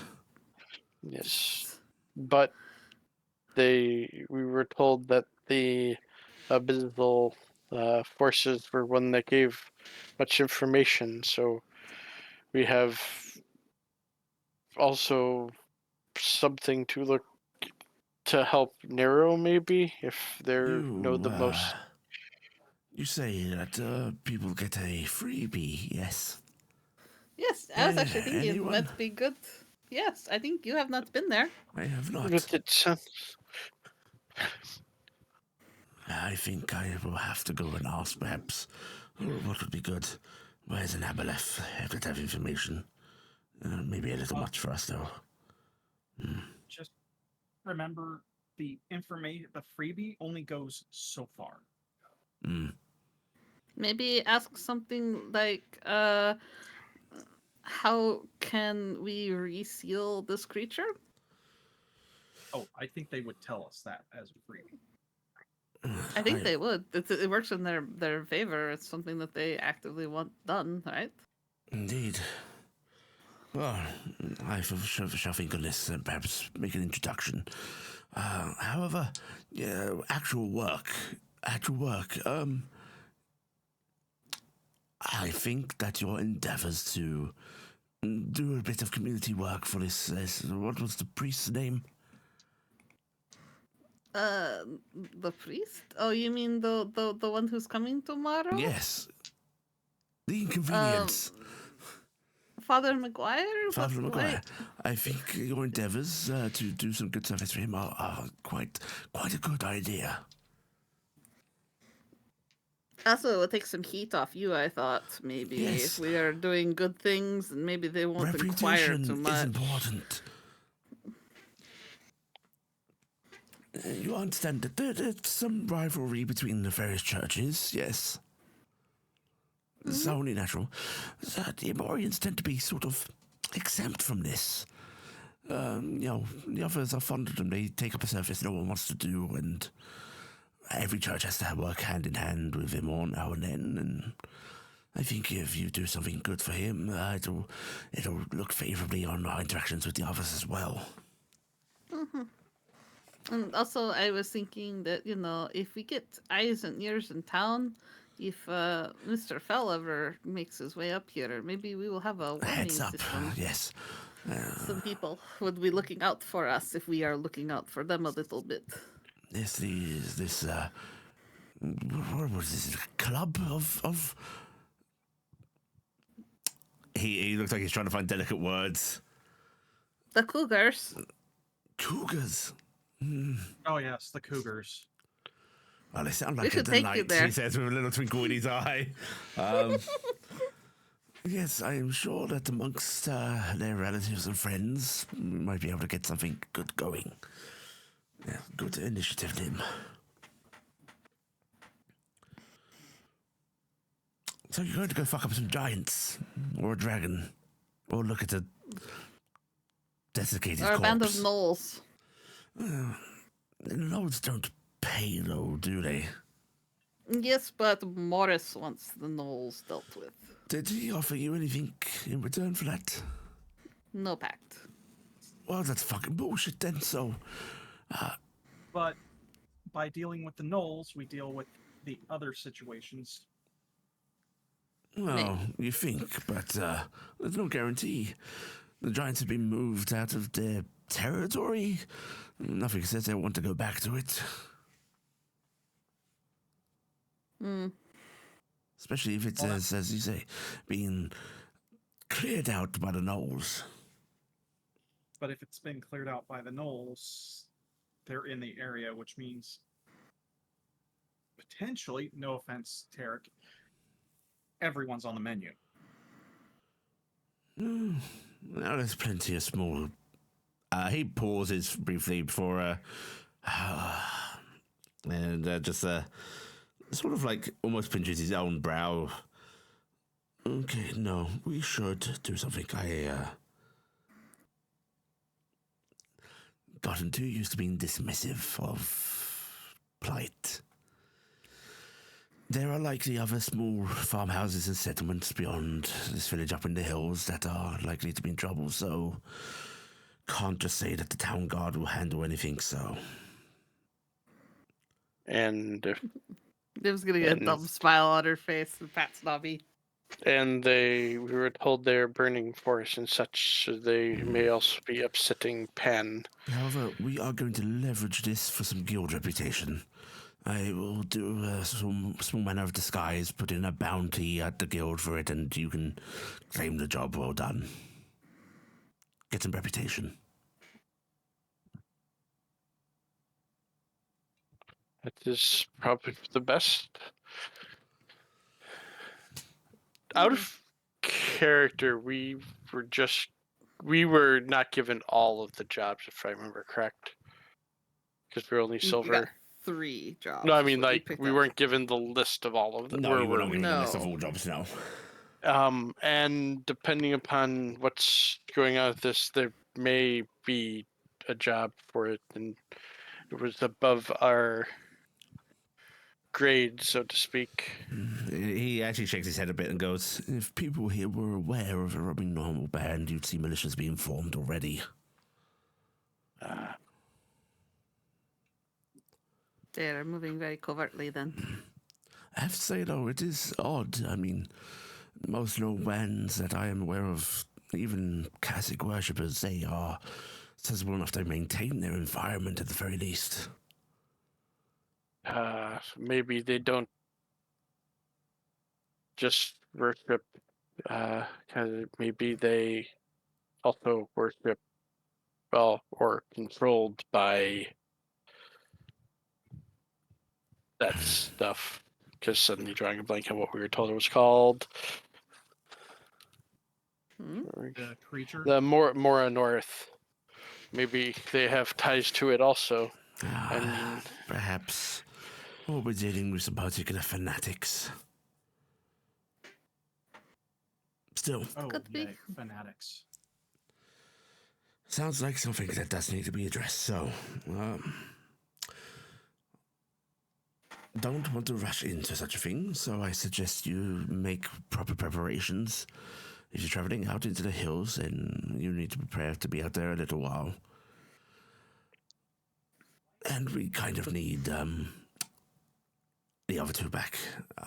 Well, and we can't go anyway because the priest is literally coming here tomorrow to help the ghosts. So, I mean, Malaya's whole thing is tomorrow, so we aren't leaving tomorrow anyway. We're probably going to take the day to start prepping. Yes, indeed. I mean, that's why you have been panicked cleaning. I'm not sure why you said it was okay to go talk to an Amorian priest about helping Malaya when this was going to be a big problem. I did not expect them to come over for dinner. Having an Amorian priest sitting around at the same table is slightly different from one popping in to do a banishment. I was afraid I thought they would just give you some advice. No, they're focused on the spirit. Polite. They'll just see the spirit if they're sitting down looking at a necromancer. He just puts his hands up and goes, you know what? No, I was advised to tell you to go talk to the Amorian priest. That is on me. I was being cordial, but I see now that you have very big anxieties about the Amorian priest. I wonder why. I will make sure in the future to not invite them to dinner. Are you okay with Mr. Deeds coming to dinner? Because he seemed interested. The demon. Yes. Wait, a sort of bemused crosses his face. Yes, invite him for tomorrow. Okay. No. Oh, no. We want to keep this place intact. I mean, I don't. Do we, out of character, do most people know of the difference between priest and cleric? Yes, people are aware that most priests aren't clerics. I mean, the chance of him being a cleric is probably not that high. I don't think he would pick a fight with another guest. That would. And if the demon is willing to walk to town, I am sure they are quite good at hiding themselves. And if not, well, he leans back in his chair and there's like that twinkle in the eye of somebody that doesn't mind seeing things burn now and then. It'll be amusing. Shit starter is what this man is. Great. Well, I think I am quite looking forward to dinner tomorrow. Okay, well, I will try to... I'm voting against bringing Mr. Deeds here. Oh, overruled. I don't care. Why are you against Mr. Deeds? Mr. Deeds is a very nice gentleman. I mean, bringing him over the day after? Cool. No, it's quite urgent that I talk to him about matters of deals and aboleths and all such things. Then To be fair, I think you may need to go to him for that, because it was the first time you I'm very old and frail. I can't manage to walk. Oh, bullshit. I mean, I guess actually it would be a thing is if you wanted to make tomorrow night your night to go talk to Mr. Deeds at the Seven Bells, then you wouldn't have to clean so much because you wouldn't be here for dinner. I hate good points. Fine. You deny me my fun. I think it's very fun and thought it was a good also. idea, but I also see that you don't like to do all this cleaning and it's upsetting you, and I don't want you unhappy. So if it lets you not have to deal with that, then you get to go have your time with Mr. I have so many necromantic artifacts on me that wherever I walk, I leave necromantic residue. I have to clean that up so it's not detected. But if I go to clean it up, I leave some there. Then why don't you just let it be? We'll just let it be part of the ghost thing, and you go out tomorrow night, and that'd be fine. Oh, good. Maybe I hope he's an idiot and can't tell the difference. I mean, What am I talking about? He's a priest, of course he's an idiot. if he's a regular priest and not a cleric, would he even be able to tell? If he's a regular priest and not a cleric, I don't think he'd be coming out to do the banishment. Okay. I don't know. The Amorian priests are pretty brave. Either that or he's coming out to collect information on said spirit so he can tell a cleric. Either way, I'm tired of cleaning, so it will be as it is. Okay, it'll be as it is, and that means you can go read. In You the had all those bath. books you picked up. Yes, in the bath. You have no one to fight with the bath tonight. Oh, marvelous. They're all gone. Would you like to fill a bowl before I use the bath, young Nim? No, it is alright. It feels weird to waste water. I don't know. It's weird. Well then, he sort of sits up with a groan. If I pass out in the bath, leave me to drown. Okay, that is how you want to die. He just nods and starts waddling off. Well, at least we have his method of death figured out for when he becomes a lich. He dies in the Drowning. tub. Drowning in tub. That Yep. sounds like a Dies horrible way. relaxing in his tub. That's the way it has to be. Sounds like a horrible way. Die of drowning?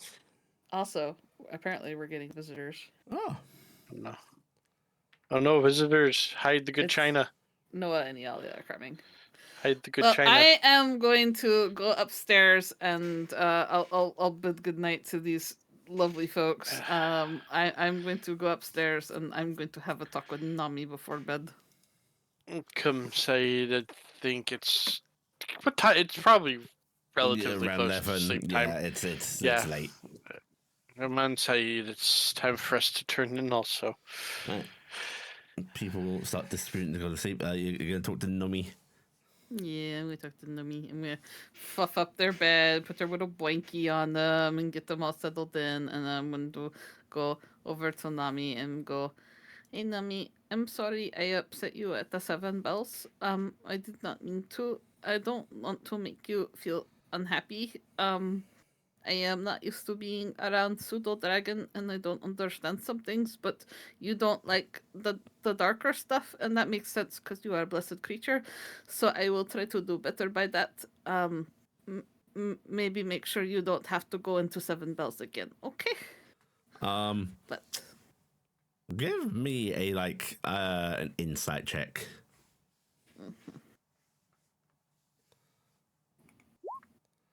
Okay, yeah, it's more 20. than good enough. Nomi seems rankled by this. However, you can tell you're rankled in the sense that they're rankled in the sense that they don't know how to process the consideration. You're being too nice to him. maybe I go with you to Bahamut Temple and I learn more about how be good companion to you because I need to be more considerate, I think. Anyway, you have a lovely night, okay? You sleep tight. And I kiss him on the head. There's that little in return, but you also get a little head shove at the same time. I'm getting very mixed signals. It's complicated. Yeah. But Nomi settles into bed. Yeah. This is like having a parrot that wants to be close to you, but also wants to bite you. Yes. I know this experience. I had a cockatiel that was just like this. Yeah. Don't you dare put me down, but I will bite you if you touch me. So, also, hi, Ferd. Hi, Bird. Ferd is muted. Muted. That's fine. I'm Okay. here. Yes. Oh, I was hello. Hello. Is I your was waiting to. brother my brother's joining going us? to yes. Okay. He was just getting a drink, and I was waiting. I didn't want to interrupt anyone. I was listening on Twitch, so I was waiting for when we could join. Okay. Aww. Right. Also, I'm gonna do my prayers to Bahamut that night and such. Okay. And that's what I'm doing. All right. Taryc will do her prayer to Taurus and hopefully praying to go hunting tomorrow before all of this priest stuff. Okay. You're all able to settle in. Morning comes around. You can hear the very distant sound of a rooster, cawing in the morning. Must be a nearby farms or maybe a nobleman's house has some in the garden. Who knows? But once again, Maltori's up early, getting horrible breakfast prepared. Way overcooked oatmeal, which is an amazing thing. Nim is up early because I have decided to go with the trope of the early riser with Nim. Mm-hmm. It is so weird, but she gets up early-ish. But I don't think she beats Maltorita up, but she gets up. And you'll filter in, and Noah. You are very gently roused in the morning by the succubus you spent the night with. And they just go, "Sweetie, rise and shine." Oh no. Noah just puts their face in their hands and just remains quiet for a little bit. I what I think I did I? You did quite a lot, in fact. Now, no sense in feeling shame. Take pride in what you enjoy.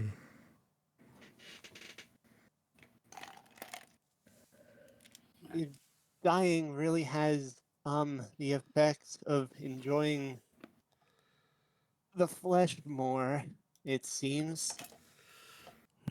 Whatever opens up the avenues you need.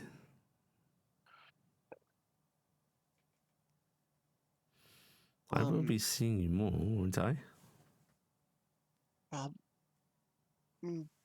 Probably. Maybe. Definitely. Preferably, I wouldn't want to come back to this place.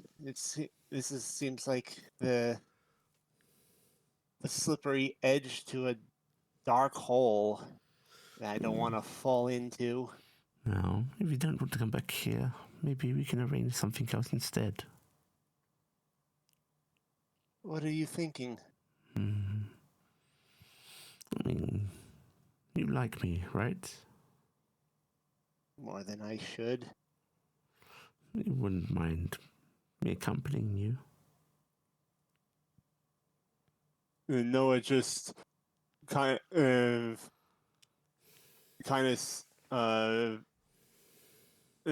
just looks forward, just with an annoyed look at them, annoyed look on themselves, just mulling it over. I'd be good, I promise.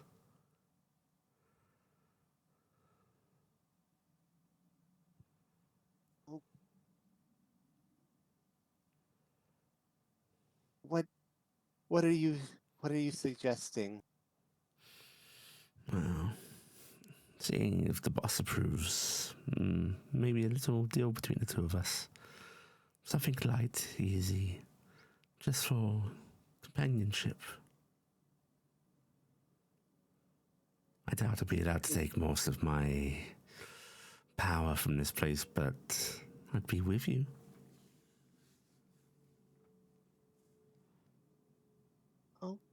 Okay. Yeah. Let's see what we can do with that. She actually leans in, like handcuffing your chin, planting a gentle kiss before she goes, "I'll talk to my boss. You'll come back and see me tonight, tomorrow?" Sure. I'll just go home and kind of rearrange my thoughts a little. Well, don't rearrange them too much. Don't want to change your mind now, do we? I'm never going to hear the end of it from Mr. Matori. Up and at them, sweetie. And she's going to smile and saunter out of the room. Am I I? hear it. Children, we're going to talk about bringing home strange succubi. Children, I'm giving you a lesson. Don't fuck the demons, okay? They're really No, good at it, and they will hold you. My second and third wife that I divorced were demons. Noah, what have you Breaking a gotten pact yourself- is really dangerous. What have you gotten yourself into? Noah just rubs the bridge of their nose before getting up and heading back to the manor. When you divorce a succubi, she literally takes half of everything. Right, Noah heads back to the manor. Iala. Here. You actually also spent the night at the Seven Bells. However, you spent the night in education, which, with your intelligence score, is why it took a better part of the night and you ended up sleeping there. Mr. Deeds essentially sat down and very kindly gave you options, explained the various different means that one can seek what you seek. You're now armed with knowledge, the know-how. It's not anything you can immediately grasp. There are resources that need to be gathered, places that had to be visited, but you have a path set. And You know it's all I possible. am is sleep deprived. Yeah. And so with that, oh yeah, that'd be funny. You walk out of the room you're staying in to see Noah also walking down the stairs. She rubs. Iala rubs her eyes.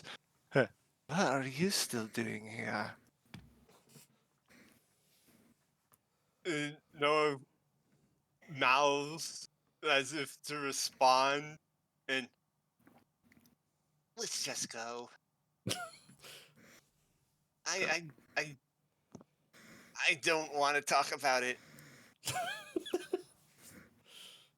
This is great. This is Noah's What am I moment of doing shame. When Noah eventually gets back to the house, it's going to be Nim's moment of shame. Me and Noah had sex before me. What am I doing here? What are you doing here? Doing a part of my bargain. I thought you went home with the others. I should have. I'm too tired for this. I'm going home to go to bed. And she starts walking out. You both head to the door, and as you try to turn the handle, it doesn't budge. It rattles. Not again. You can't leave, you know. What? You hear Mr. D's behind you. You can't leave, you know. What? Not without me unlocking the door. We're not open right now. So stand aside, please. Listen here, you speckled son of a Satan spawn! You just. Talia grabs her shoulder, Noah's shoulders. Please, I am much better than the child of Lucifer, let me tell you that. And they unlock the door for you and just sort of open it up. You have a lovely morning, please, and look forward to seeing you again soon. You have a suitable morning as well. Dunk your head in a lake. Noah Iala drags Noah out. If that is That's your right. wish, we can make it come true, he says, laughing as he closes the door.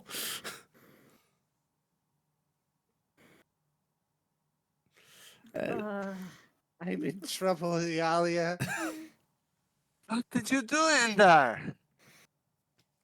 I'm in trouble, Yalia. I'm in danger. How is Noah the first one in real danger compared to the rest of us? How is it? Yeah. As much as I've thrown at myself at people, that you're the one in the worst danger because of sex. This is amazing. Iala just blearily looks at Noah, shakes her head, and starts walking off. You both head down the alleyway. Thankfully, the old crone stall is empty right now. You do not get harassed there. As you come to the alleyway entrance, you guys will see a gnoll. Just apparently sort of lounged back on a chair. Like, they look way too big for this little stool, by the way. They're just sort of like draped against the wall. Legs like, knees up because of how short the stool is. And they just look at you both coming out and go, "Oh, look, so tired. Look, almost dead." We're still kicking, though. Still kicking. Now. And much longer. Let's go, Iala. Quickly. He starts pushing her through the barrier. Iala get the snarl off before passing through. Bye-bye. All right. Poor Morris, trying to make sure you're okay. I don't think I want to go into that alley ever again. Neither do I. But probably have to. All right. You guys are able to make your way back to the manor. You'll find the rest of your companions awake, picking at the breakfast that Matoria has prepared. As you walk in, Matoria looks up and goes, both of you are surviving your encounters with the Infernal. Yes. Yeah, we've made it out in one piece. No, look, I can make this egg stand upright. Huh? It's so solid. It's beautiful. It stands on its side perfectly. It's so stiff. How are you doing that? I think it's burnt. Oh. That's... I did not burn the boiled egg. Shut up. Cassian's looking at the egg as it's smoking somehow. No. You see Taryc in the corner scrubbing the pot.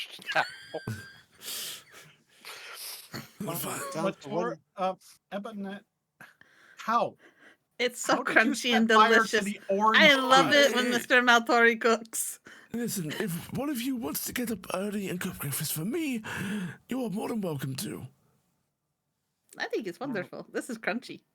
Leave you alone for one night, and this is what happens. All chaos breaks I loose. separate from you for one night and you're cavorting with demons. What were you even doing there? You were cavorting with demons? You were both Technically, cavorting we with all were. demons. We just assumed you No, were I having was the just- sex. I only hunted one. Did you have the sex?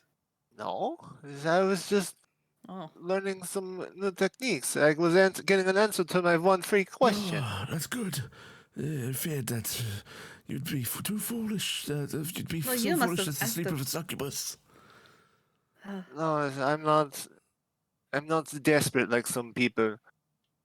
I know Nim's what my ears value. droop down as she thought that was a jab at her, and she just stares at the table. And we needn't worry about you, right, Noah? You are a good soul. Noah just stands there quietly. Noah? Noah, you're not speaking. Noah? I separated out the money we got from selling drugs. A bit of dawning goes over Ialia's face. Oh, I see. So that's why you were there in the morning. What's that about money, Nim? I separated out all the money. Oh, how much did we all make? It was $2,500. So I figure, for the slight The tax, fucking dollar. $1. or dollar.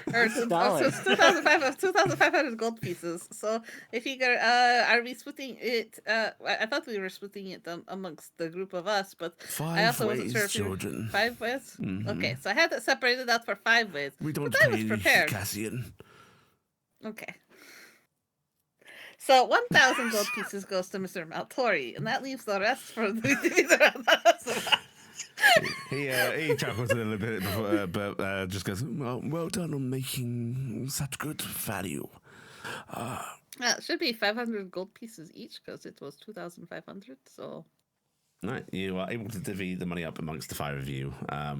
Nomi is actually sort of flashing of where my round. I start taking my pile apart and putting a pile next to it for Nami. Nomi is Nami's gonna pile have. gets bigger than my pile. Well, no, it doesn't because Nomi has fun taking coin, tossing it, taking coin, tossing it. Oh, those coins are gone to me. Nami's not great at fetch. I'll get those. Taryc will find them before Saeed does, and What give did you them do? back. What did you do at the Seven Bells, Noah? You seemed like you were pretty out of it after what happened to you. Yes, what did happen to you? They were rather vague on what you two got up to. So dying makes you appreciate a couple Yeah, things. I'm gonna need more clarity on that. You did? When does that happen? So,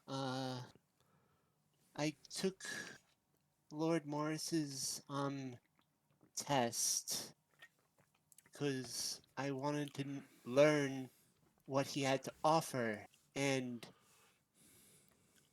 I'm going to use this knowledge for later. Also, appreciate his boon a bit. Noah kind of idly fingers the black rose in their hair. So, yeah, how did you get that egg smoking? No, go listen back. here, you brats. Yes, go back a little bit. So, There's an egg stuck But- to the bottom of the pan. what I know was the Fey Lord Morris got us, trapped us within these back corridors where we got stuck for a couple of hours, I think. We were gone for like a half hour, I think. I don't know. 4 hours, 2 minutes, 30 seconds. And there was eventually the she's trying not to insult a Fey Lord openly, but Faylord's not here. You can insult them, right? the that bothersome patron of the corridors wanted us to kill ourselves as some sort of, I guess, test or a funny joke. I don't understand if A gift, likely. It might not surprise you with my endeavors to know that I'm rather well read on Lord Morris, and well, it's a piece of work for sure. I'm sure they thought they were helping you. Thankfully, he did not take me stabbing him in the heart too badly. But then I left a little bit afterwards, and Noah stayed behind. And I continued in order to learn Lord Morris's teaching. And not only now am I realizing that I'm kind of upset that I died before you, Mr. Matori. Oh, I've died before. Oh. Well, I'm not going to make it a habit. You're adventurous. You might actually have to get used to the concept. Most members of my party had perished and been resurrected, so you've just gotten to confront it sooner than most. We'll have roast beef. Tradition, yes. When one dies, fuck, I won't be here for dinner. We wait until tomorrow for that. Yes, yes, indeed. That sounds like a nice tradition. Could go with some roast. Yes, well, you see, the first death was actually Kellon's, and he looks over at the Death Knight. Field of Cows, rogue fireball. It's funny, you see, roast beef, and it just sort of became a thing. That's I get the joke. awful. This is sick. This is a sick ritual. Listen, You're a sick man, adventuring, Mr. Matori. adventuring leads to a dark sense of humor. It's inevitable. So, no, It what is- did you do at the Hell's Bells last night? Well, I think I'm gonna go to bed. And she just leaves them. It's morning. I haven't slept yet, so let me get a couple of moments, okay? Whatever. No, and I was just asked to cuddle. Is it all- private? Is it private, Noah? Do you not want to talk about it? It's okay if it's something, it's okay if things that happen at the Seven Bells stays at the Seven Bells and we don't have to think about it because it doesn't matter here because it's not like it's anything that happened here, look, no, it's a beacon of purity. I'm sure it was all fine. Yes, I'm sure they probably just, Tori failed cuddled and his talked. insight check. Cuddled and talked. I could not imagine anything else. It's fine. And Noah, you never have to go there again. It's okay. Noah just starts sweating where they're standing. Here, eat an egg. Tonk. Thanks. Oh, I found supposed to out what make that happened. The shell was broken on the bottom. This is what happened. No, that's the floor that's broke. Have an egg for your trying time. I'm trying to get to the yolk. Thank Is there Thank yolk you. left? Oh, Yeah, I I'm have a joking, yes. job for you, children. Oh, there's definitely going to be egg on my face later. What's that? What was the job of your Mr. Matori? What about the We're side on your having face? too many conversations at the same time. I want Noah to just spit it out because they keep tiptoeing about something. What is it? So, I might have learned Find Familiar last night. Oh, that's a good spell.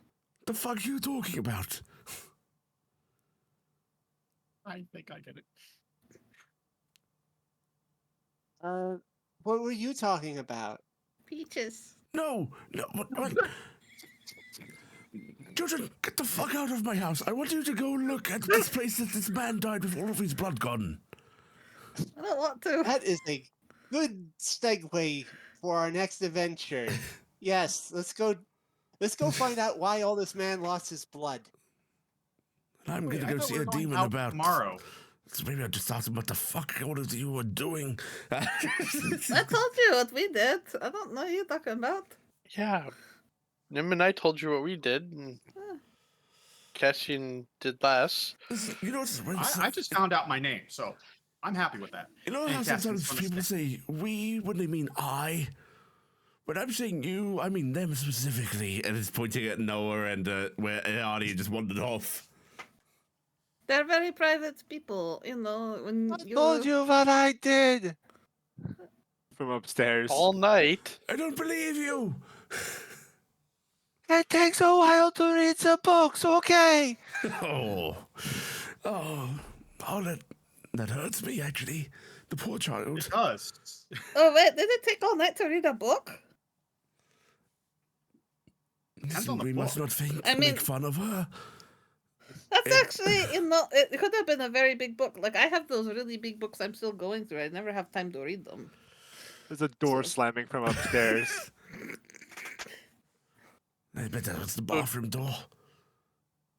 I bet you she's in the tub right now. Yes. She's decided to take a bath instead of go to bed. While they're fuming and pouting and doing whatever, I need to go into town. Oh, okay.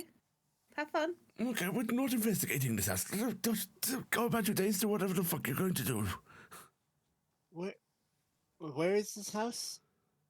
Could we visit there while we go to town, or is it not Out of- town? Out of I don't- character. I don't Wasn't know. Noah Thought it was with out of us? town.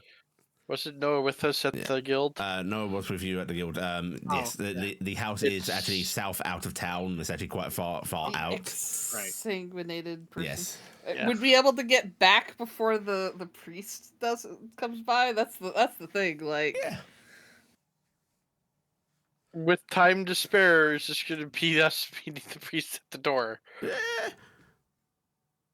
And with Eh, Tori going away, This there's is going a to be no reminder from you. dinner. Just because Maltor is telling you to do something does not mean it's the right course of action or that you have to Mr. do it. Matori, we have the priest coming today. We probably should Oh, just for stay fuck's here. sake, And right, also right, we should that's prep happening. for- Yes, remember Yeah. you're going to go in town and do your thing, and it's fine. All right, wanna then go the say hi to vampire Mr. house Dean? can wait. We can. Vampire manage- house. Did you manage to clean all your necro goo off No, all the we places, gave up. Matori? Mr. Matori is going to go to the Seven Bells tonight and speak with our friend Mr. Deeds and get I've some half a mind to better just go spend the day there. educational information. They don't open till later tonight. Oh, Hey, when you're there, you could find out possibly what the two of them did. Also, you probably don't want to wander around too much in Mr. Morris's lands, as you know, they might be a bit counterintuitive to what you want. I'm not scared of no Lord. I am. I am too. I'm going to go out. I'm going to go Gaylord, that- purchase for delivery some nice goods for you to cook your dinner for the priest and for us to have something nice tomorrow. Okay. Thank you. Why don't you go have a nice day, and maybe you can find that den of cougars. Mm. Wasn't far from the alley. Yeah, it was actually fairly close. I can tell you which some of these things. Well, multiple avenues for sins of the flesh. That's, that sounds Also, wasn't there supposed to be some lady who sells like charms and potions and stuff like that in the alley? I did not see them. They were closed up when we got there. Oh, that's that some would kind be of neat. peddler of little. Oh yes, yes, the one you bought the doll from, right? Oh no, the hiccup potion. The hiccup potion. That's it. Maybe they have something useful. I'll go check it out. Oh, she has a ton of stuff of suspect quality, but It's worth a browse at least. I'm also going to go see Right. if there is any more esoteric libraries in town, if you know what I mean. Yes, of course. Well, you have a lovely day, Mr. Matori. We will make sure that the manor is still here, and Yes, there please is a do not burn the place down. warm hearth and a nice tub ready for you when you get back. Oh, wonderful. Right, you be good, children, or if you're not going to be good, at least... Don't Don't get caught. destroy anything. I If was, we're not going to be good, don't get caught. That's a grand saying. I was just going to say actually be safe, but you know, either way, he's gonna head out. Noah and Nim, are you two planning on staying here, or are you two going back to town to check stuff out? Nim's kind of giving that far off look at town and goes, I don't know if I want to go wandering around town. I think I stay here. That's smart. Okay, Yeah. so we're going to idle away the early day. I actually had something I was going to do. Oh, Yes, okay. If there are specific things people need to do, then we can do those. But otherwise, we will time skip. So, okay, Yes, those that have yes. specific things. Taryc, what's yours? Since I know we have downtime, and I was told kind of direction that hunters go, I was actually going to figure out if I have time to go out there and try to hunt before I have to be back to cook.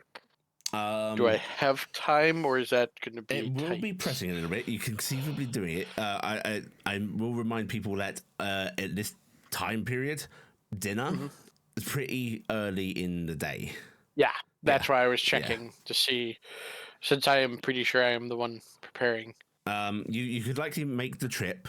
However, if I will have you rolling because I'm not going to count your background because of just how rushed you'll have to be. Oh yeah. Yeah. Well, that, and I'm actually actively actually hunting. I'm not hunting. I'm hunting more on the, I guess on the ritual side than Okay. the. So, but I'm guessing in the case of that, it would be out of the range because that's a lot more Yes, time-consuming than just like hunting. a ritual hunt is something you want time to do Yeah. properly and to completion. Yeah. I will actually, since I'm not going to be able to, I'm figuring I can get there and back if I'm not actually hunting, just so I can Yes. know. If you want to just I scout am out going- the land, you can do that. Yeah, I am going to do that. Okay, right. So Taryc vanishes for most of the day. Cassian, I you do had tell something? them where I'm going. Okay. Cassian's going to try and hunt down a temple or shrine to Tamari. He hasn't been able to give prayers. For a while. You can ask about, and yeah, there is a small shrine to Tamari. It is actually essentially like it's not a full building. There's like a half cover thing for rain, basically open fronted that you can go in, and there is a shrine to Tamari. Okay, he's going to spend the morning giving prayers. Okay, you're Well, able to do that. while they're gone, I'm going to enjoy getting to read my Bahamut book for a bit. Mm-hmm. Because I haven't gotten to go through this, and I'm just going to sit there and read Bahamut book. You can read. You can read through that. You get flashes from Nomi of loud, read loud. What that say? Read loud. Okay, I read out what's in the book to Nami. Wrong. That part right. Oh. That part wrong. But the Bram person gave me book. They said they wrote it. It's not good. Idiot. What it's Idiot. supposed to say? What it's supposed to say? What got any better? Oh. Squinty eyes. So somehow she got one of the Morgani pseudo dragons. I did. Well, this is a 4-legged pseudo dragon, not a 2-legged. So it is one of the Morgani ones. Alright, so you spend your early day reading, and then I imagine start doing actual prep for dinner and so on. Which yes, a rather large amount of food and such does arrive to be cooked up. Iala, you sleeping a lot of the early day? Yeah, she's has a quick bath and then kind of naps until like early afternoon. Basically, and then time to get up and be around for a bit before dinner. Yeah.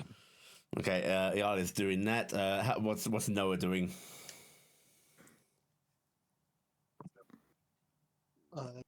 Noah is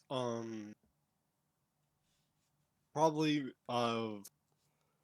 doing idle cleanup of their room, trying to figure out what they're going to do. Where can I hide the succubus?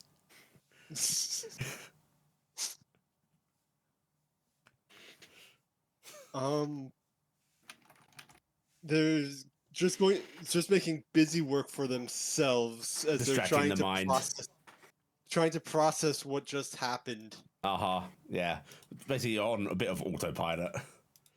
Yeah. I like to think at one point you come around the house and you're just like, do we have an extra bed somewhere? Right. Like what's the requirements for what I've set up? So Taryc, are you going to help Nim cook? Is anyone helping Nim? Yeah, well, I figured I'd be back in time to cook.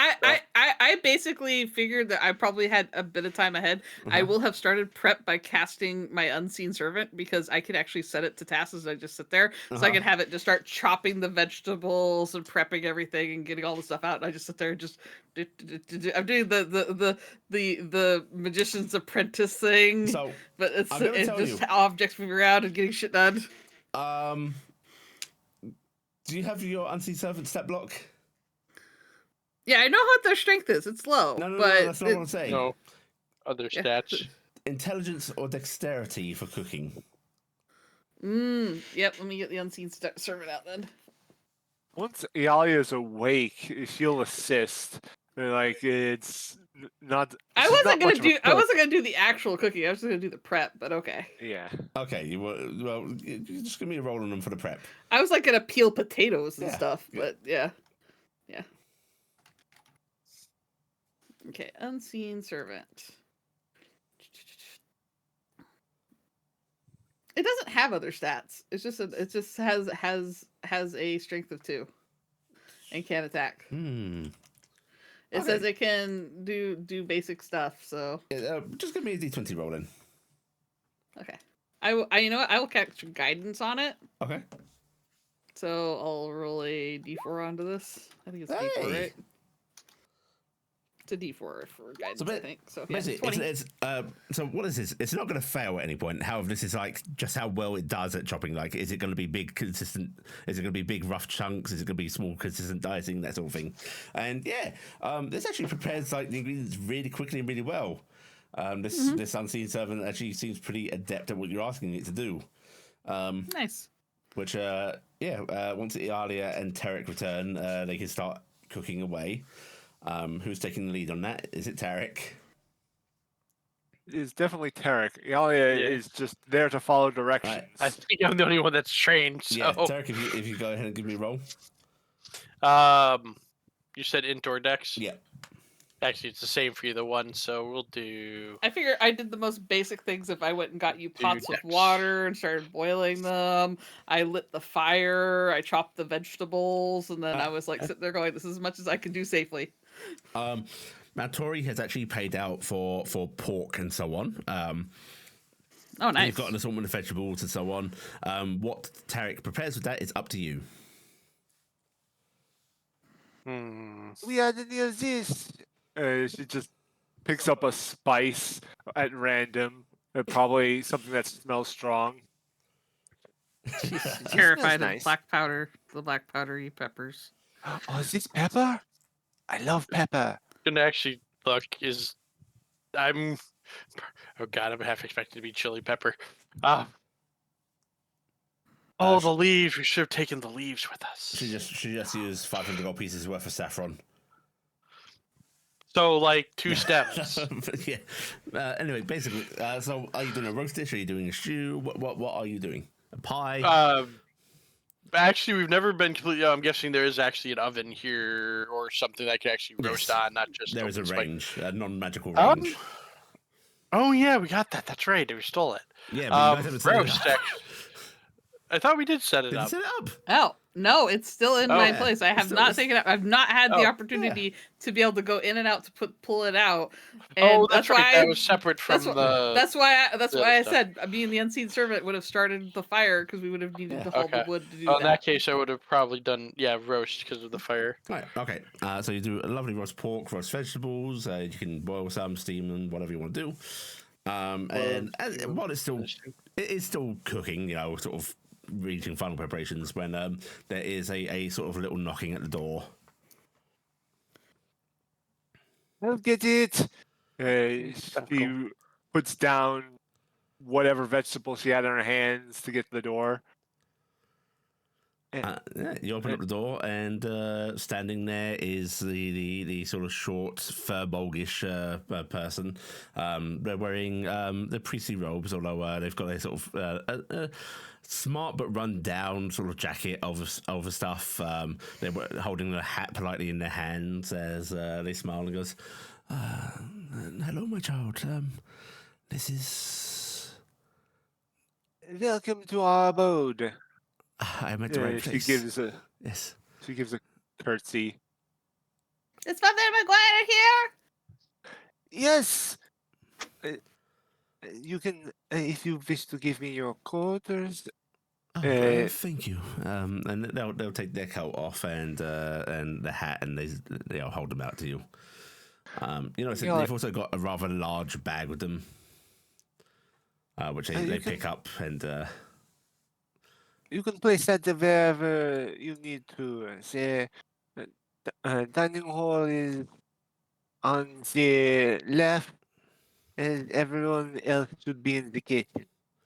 Malaya, the good father's here. He steps in with a polite nod to you and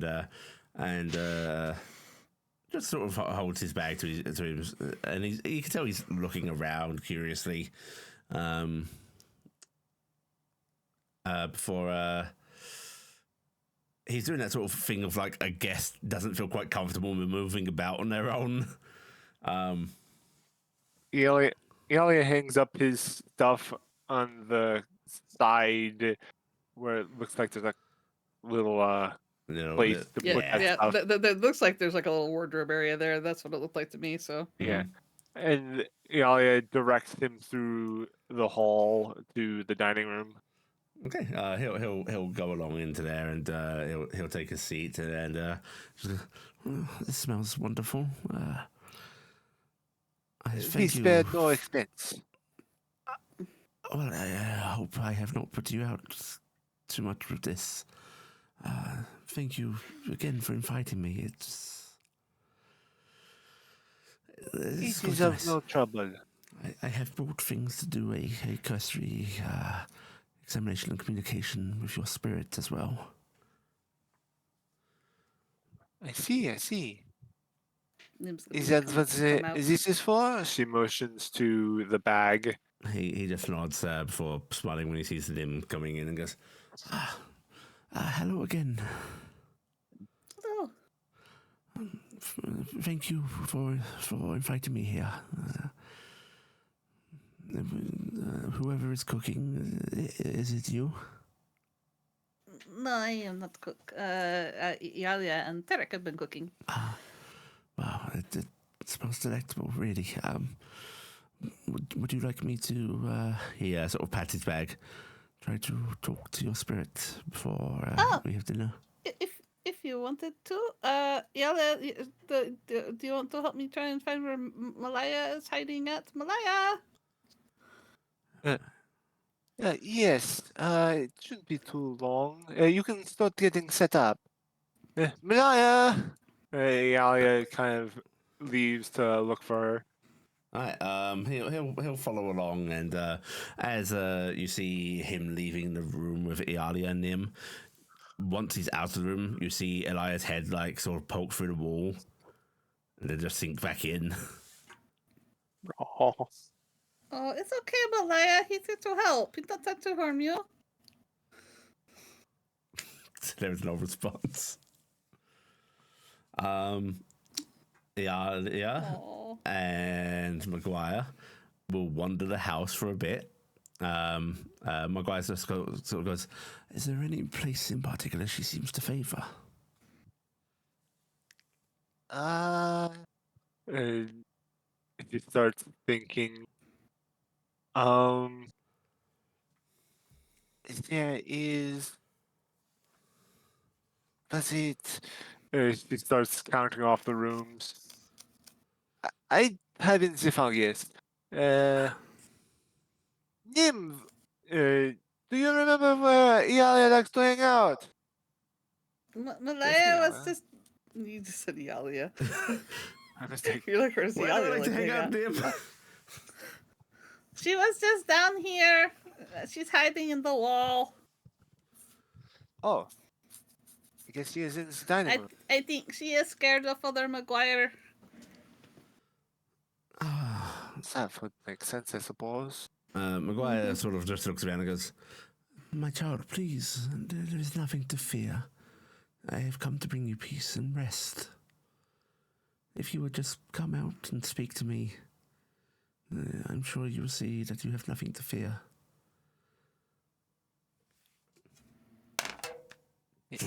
Maybe if we. There is no Put some- appearance.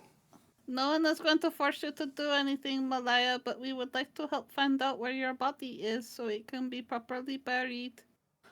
And maybe, your child.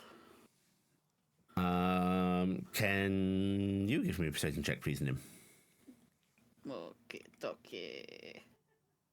Persuasion check. I am giving myself. Yes, we are going to cast the guidance on self. Yes, Wow, very good. nice. Right. Yeah. Okay.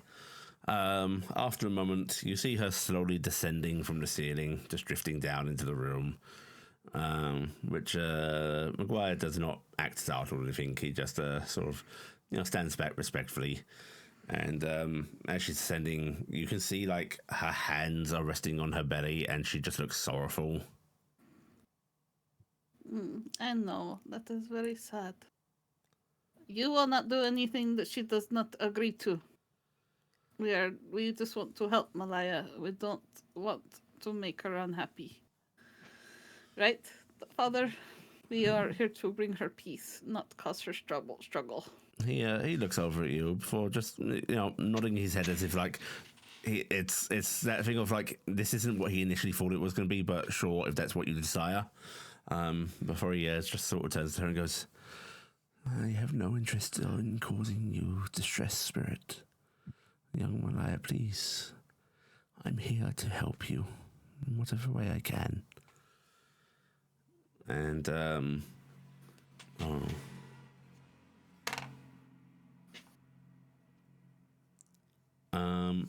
there is going to be a moment where she seems to tense up, and you hear a crack. Sounds like a bit of glass breaking. And you can see, actually, perception checks, please. Do I get one from the kitchen or no? No. Okay. I'm gonna spend one of my 2 I inspirations. assume I've returned at this point. Yeah, you can have. No, I did not do good. Nope. 15 is what I got. Okay.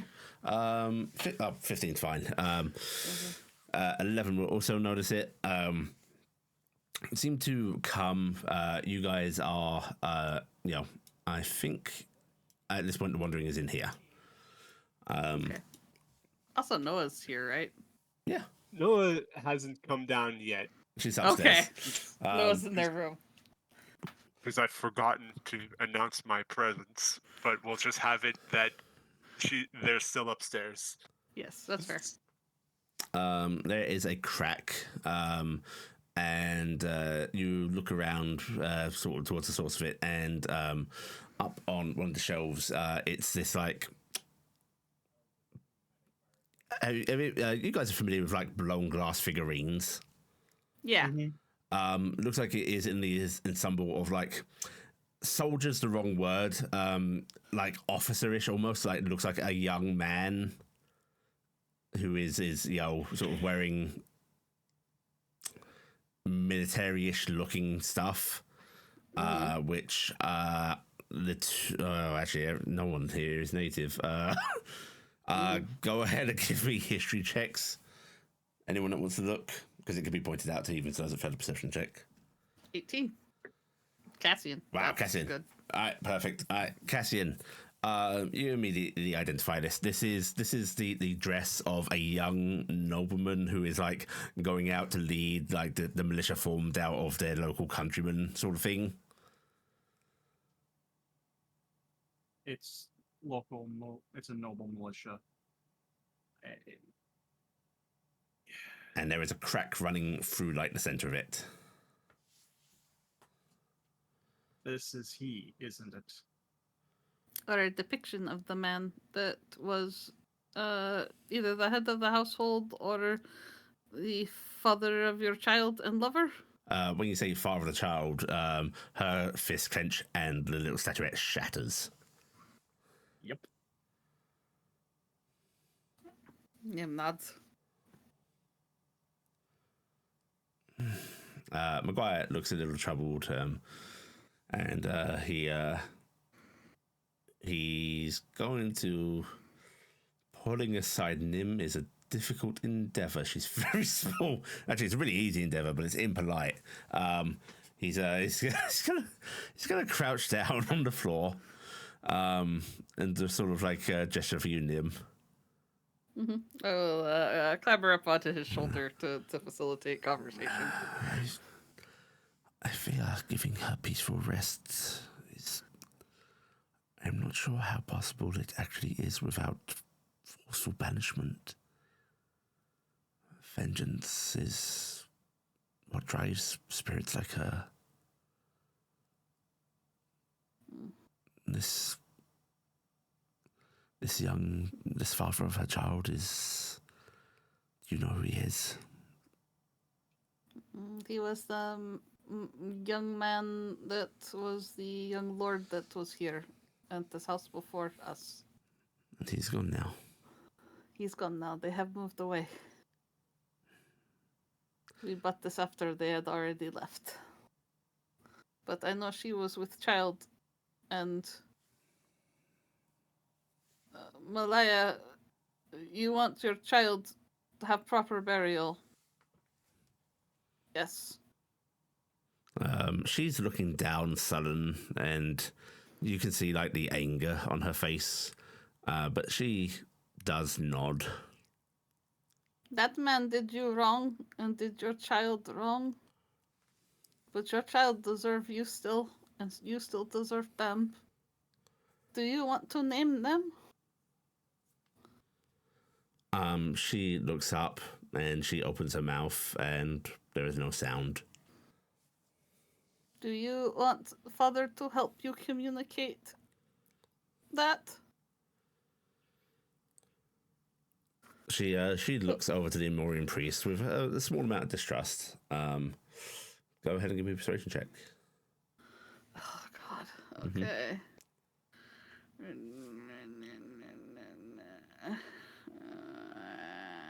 Come on, Nim. Let's not Wow, do too 22, bad. 21? Yeah. Yeah, 21. Right. Also, Ken. Actually, all of you. Actually, wait. Actually, wait. I have to ask: is that a success or a failure? Oh, this is a success. Okay. Yeah. But it's not like a success that would go higher if I got higher. No. Okay. Yeah, no. Because I just realized that I have my genie vessel thing, and I can impart to give myself an I was extra about bonus. to ask anyone with any casting capability to make a roll, but I just realized that's basically everyone in the group. So, can people just make me Arcana checks, please? I will also accept religion as it is pertinent to this thing. Yes. I will learn the magics one day. You want all religion as well from me? No. Yalia learned one thing last night and is desperately holding on to it and can't open their mind to any other thoughts right now. With everything that's going on, is it reasonable for me to have come in? Yeah. Okay. Taryc comes in to actually go, dinner's ready, and sees this all going on. I'm gonna go with the religion. Oh, yeah, that's normal order there. Right, I mean, for someone who's not trained, that's not bad. But yeah. Cassian and Nim, you're starting to quickly realize what a precarious situation you're actually in here with the way she's behaving, the way she's interacting with things. Like, you think you're witnessing like a potential tipping point for a spirit. A lot of bad things are being brought up to her. But you mentioned, the father potentially helping her name her child, and she slowly sort of releases her grip in her hands and just nods again. And he goes, well then, please. He's going to start pulling a few things out of his bag. You see what might potentially be the most expensive thing he owns, which is what looks like to be a holy symbol of silver. Looks like he doesn't like take it out much. It's nearly pristine. There's a few looks like incense sticks, little brazier that could be lit, and he sort of looks around and just goes, is it okay if I make some chalk marks around here? You can make whatever marks you need to. We'll clean them up after. No, we can clean it up. We're a bunch of magic users, and we have a centaur in the house. It's fine. And I smirk over at Cassian. Your feet are lined with metal. Well, he does not seem to want to take part in this part of the conversation, so and then he just says clack, clack, clack, clack. Point made. For the casters, basically all of you are arcane. It's very different watching him work. Instead of like drawing arcane runes and sigils and circles that are supposed to bind and confine, he is simply like writing lines of scripture in spots. There's definitely like a patterning, like as if this is a holy like order to things. Putting this here, this aligns these in a holy fashion, but it looks very different to arcane work. Essentially looks like he is doing some manner of blessing or commune here. And he lets out a little breath and just goes, in here you will feel the realm beyond touching ours, the raw emotion of the spirit here and potentially others touching upon you. If you are not comfortable with that, you may leave this room. However, there is safety in numbers in this kind of commune. The more of us that focus on come her... downstairs! I'm going to give me a moment. I'm going to move the food off the fire you hurry Yeah. out. so we Get don't things burn off. dinner. Yeah. Mm-hmm. Takes before off the coming oven back. mitts. Not gonna fight spirits in the oven mitts. No, oven You mitts are coming down, insulators. Noah? Best way. Yeah, Noah comes down. Oh, what's happening down here? Oh, hello, Father. Oh, hello. It's nice to see you again. Essentially, the more of you I have here focused on her, helping ground her, the better this will be. I'm just hearing tackle the We all ghost. very much care about Malaya, and we want to help her. Yeah. Then please, if you would join hands. Yeah. Uh, It looks down at Nim. I'm gonna touch the father with my hands because I'm sitting on their shoulder right now, and just be like, "Well, I'm part of this." Mm-hmm. he seems to accept that as if like, yes, this counts. Yep. It's not like the actual act of holding hands is the important part. It's just the contact.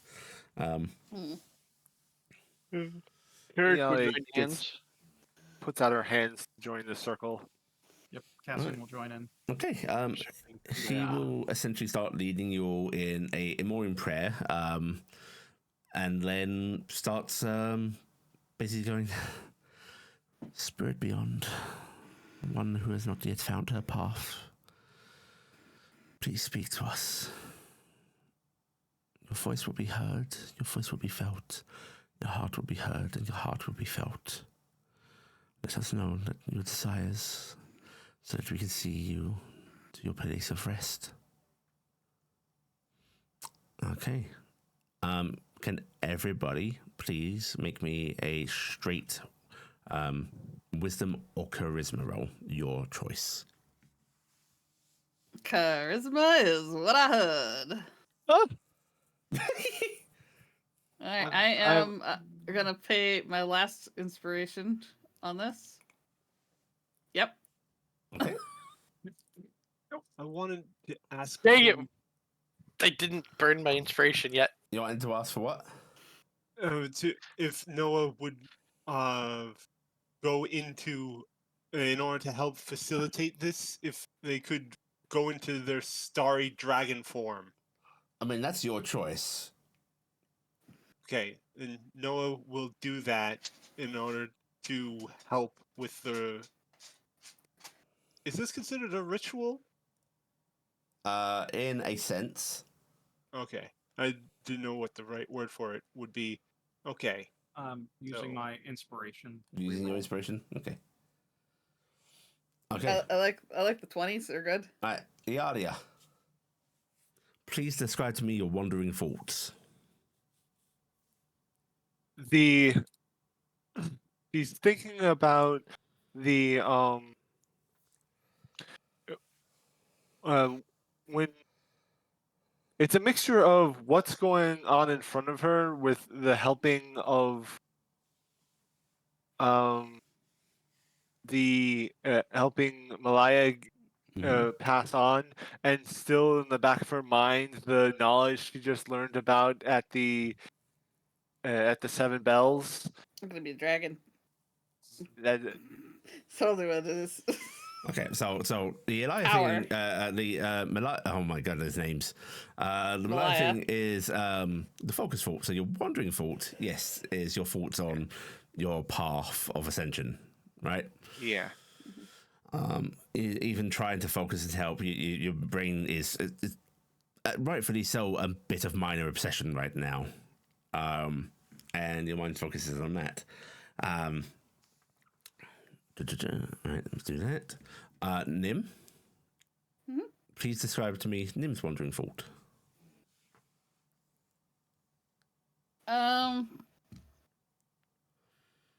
Nim's wandering thought right now is Actually, I should be kind. What is your Genie Festival ability? If is it specifically on a failure of what kind of checks? Let me find my exact thing on it, because Genie Vessel has like a. Because if your Genie Vessel is usable on this kind of check, you should note you failed. I can use it on an ability check. That is I an can roll a ability check. D4. Yeah. Yep. All right, then I will roll a D4 to add on. 21. Unfortunately, still a Probably failure. Still a failure, but it's Yeah. 21. All right. So. Oh wait, no, you're 20. Oh, sorry, I was looking at 12. No, I got it. I Yeah, was I gonna got say, a 20. I'm hearing the 20. I'm like, in oh, that no, case- there's no way I in that can win case, it was this. only I was like, well, we're fucked. Yeah. Right. Okay. Yeah, yeah. That's why I spent my last inspiration, because I rolled a 12 and I went no, and that's why I rerolled. I was getting worried there. 20? I was like 20. I'm like, well, we fucked it up. We can't Well, do I was it. gonna say, the rest of you could actually possibly do it. I was looking at my +0 going, I have done as best as I could with a nat 20 and still can't do it.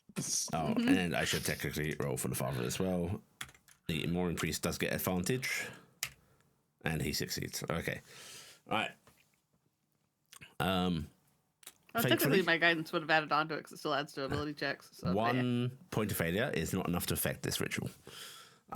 So while Iala's mind wanders, you're all able to maintain your focus on Malaya and helping her.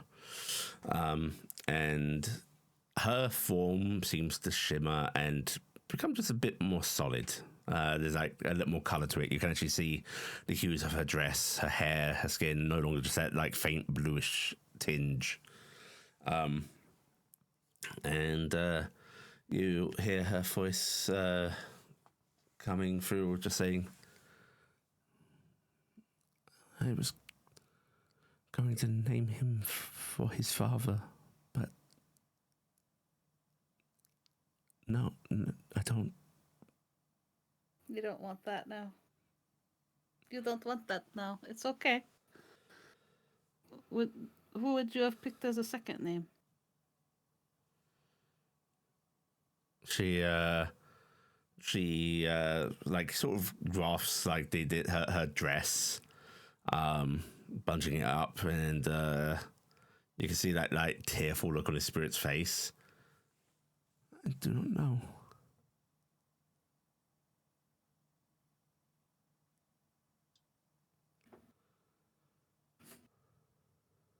You don't know? Are you open to suggestions? I should have had time to decide. Do you want to take time?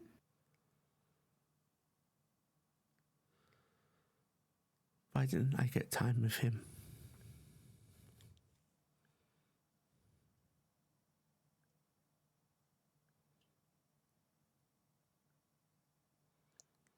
You didn't get time with them, and that is very sad.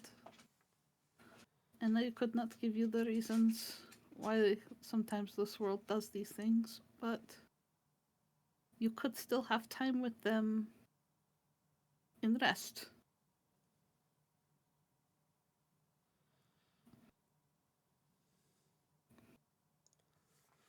They can still know their mother.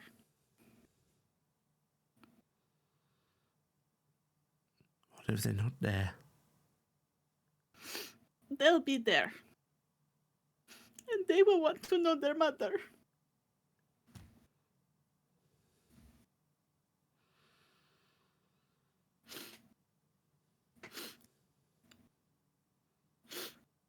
Child wants to know mother. And child would like mother to have named them.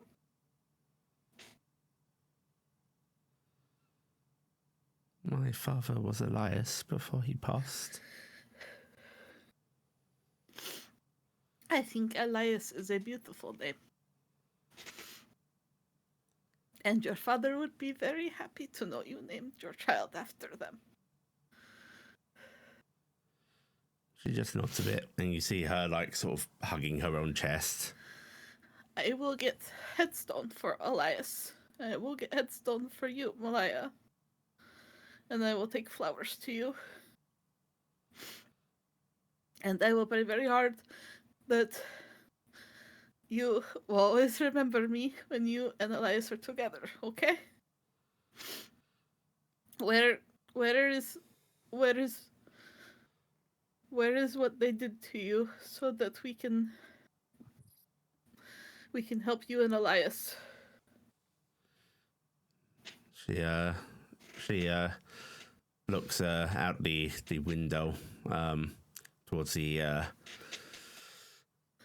woods, and she just points to the edge of it. Not far. Out in the woods? She just nods slowly. Is there any mark? Or is the ground still tilled? I do not know. We will look, and we will find you. She just slowly nods again before she Malaya, you need to rest so you can be with Elias. her shoulders sort of sag a little, but as much as it's sadness, there's also that look of release. And she just looks up and goes, "You promised me." I promise you. We promise Is the you. promise made? Okay. And Father Maguire releases whoever's hands he's holding in this little circle, and he steps in and he actually lays his hands physically upon the spirit, and he just softly says, "Malaya, I see you to your rest in the comforting arms of those awaiting you, of your son, Elias, forever to be together. May you know the bliss and happiness you deserved beyond." And she doesn't reply. You just see her faintly sort of glow a little brighter and then just fade out.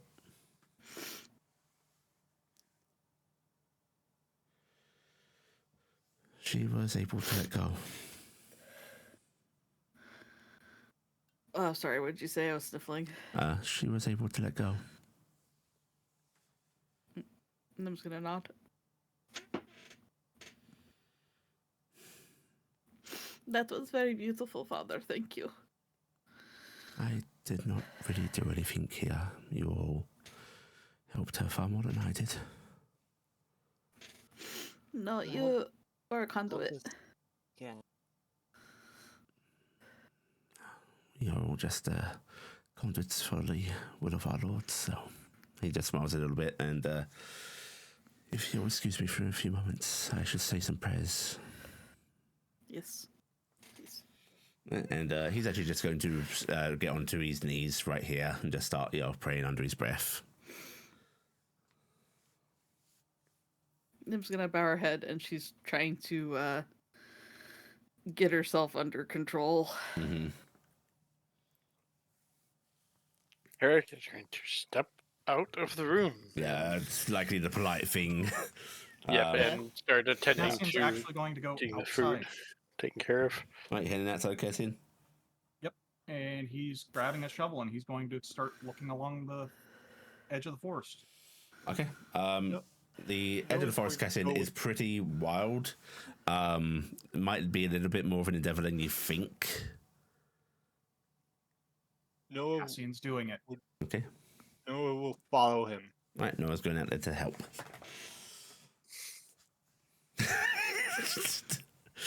But dinner. Yeah.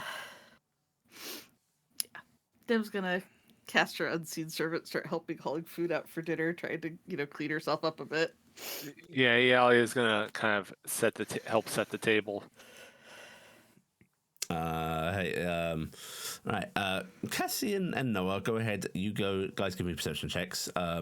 Lowe's inside setting up the table. After a few minutes, Father Maguire will sort of enter the dining room and sort of looks around and goes, "If any of you need Consul, I am here. I know you did not know her long, but loss is loss. I I think will. Go ahead. I think this was ultimately the best thing we could hope for her. So This is a happy occasion. yes. So I'm pleased that you came and that we managed to do this with no problem. I would like to buy headstones for her and baby. I can. I can help If you you can, with that. yes, I make donation in their name to church. Is that okay?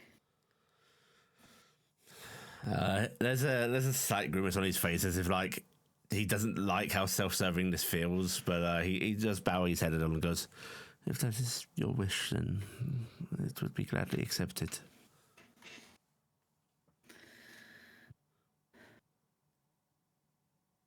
That would be good. I had other matter to talk to you about. Nim is trying to brush off the emotion of it, of that whole, oh no, poor baby, you know.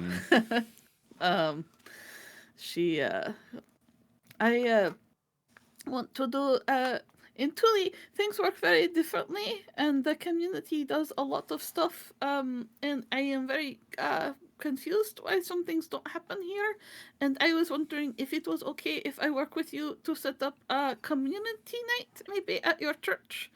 I was thinking there are lots of older widows and women and such that could use a bit of extra coin, and we could like set up like a kind of like a what is the word, banquet, outdoor eating, and we invite people who maybe are a little harder on luck come by, and we eat and we share stories about how town is. He looks almost confused, just sort of goes, "Well, I'd be glad to lend you aid and provide space. You would likely have better luck finding a spot that people are more comfortable with." But people should be celebrating every day that they are alive, because they don't know what is going to happen tomorrow, and I think it is good reminder that remember the people that you've lost, and you celebrate the life that you have right now. It is good, and I think other church maybe, they would not have that same appreciation for the message. Well, then, of course, I'd be happy to Maybe work with you on this.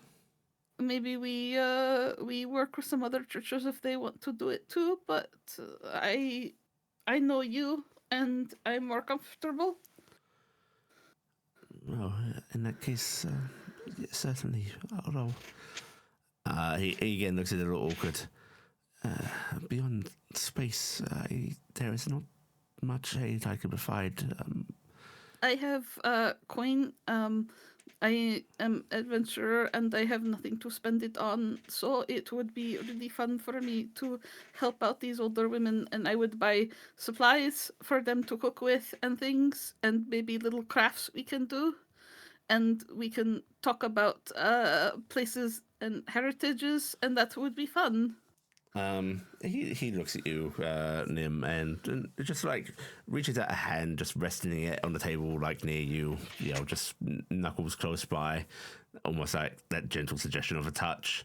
He just goes, "You have such a kind soul." I am very selfish, and I like to see other people happy because I did it. So, it is okay.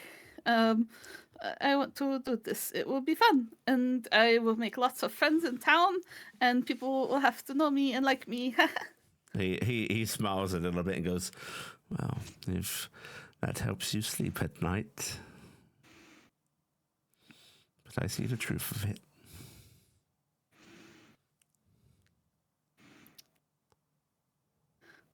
Dem seems very uncomfortable by this. Like, oh, no. I'm not confronting that. I might have a good side.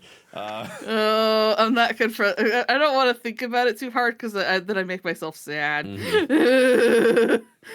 So she's just gonna say, "But we will do what we can, and like I said, we will talk to people around town, and maybe there are families that are having a harder time. Because I know, like, when people go through sad times, they don't want to cook. Of course, yes. I think that is a very good idea. Taryc, you've been awkwardly wanting to serve dinner for like the last 15 minutes. Just trying to keep things warm without like cooking them further. The only way I have to keep. Just, well, actually, wait, hold on. bring the food out. You're a freaking dole. Yeah, you just go for it. Yeah, but she's also correct. I'm also checking if. Does this have? I'm not crying anymore, so there's that. So Out in the woods, Cassian and Noah. I looked to see if it had keep things warm. Doesn't. No, It doesn't. That's Presty. Cassian and Noah. In the end, it wasn't too hard to find. You hardly even needed a shovel. You find Malia's body, just sort of thrown into the ditch amongst the like large roots of a tree where it's been shifted in the storm, lifted up the dirt, but she's hardly even covered up with a layer of dirt. So you're able to retrieve her body, wrap it for some dignity, and bring it home if you want. Do you think we can think about that? Yeah. What's that? I could barely hear you.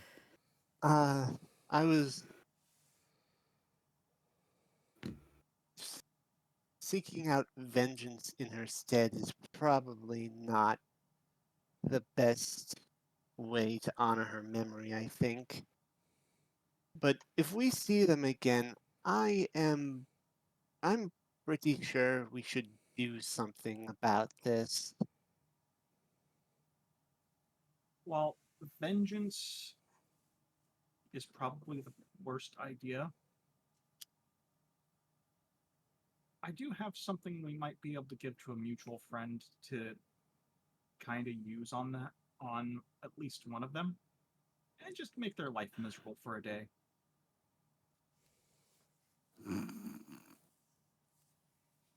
Cassian really wants to use his hiccups.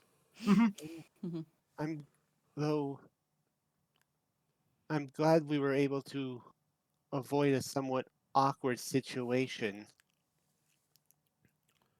Oh? Yeah. We didn't need to find out whether a body would be considered an object for the locate object spell. Yeah.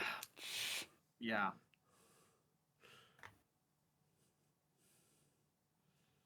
Let's try and let's get her back and we can do a proper burial.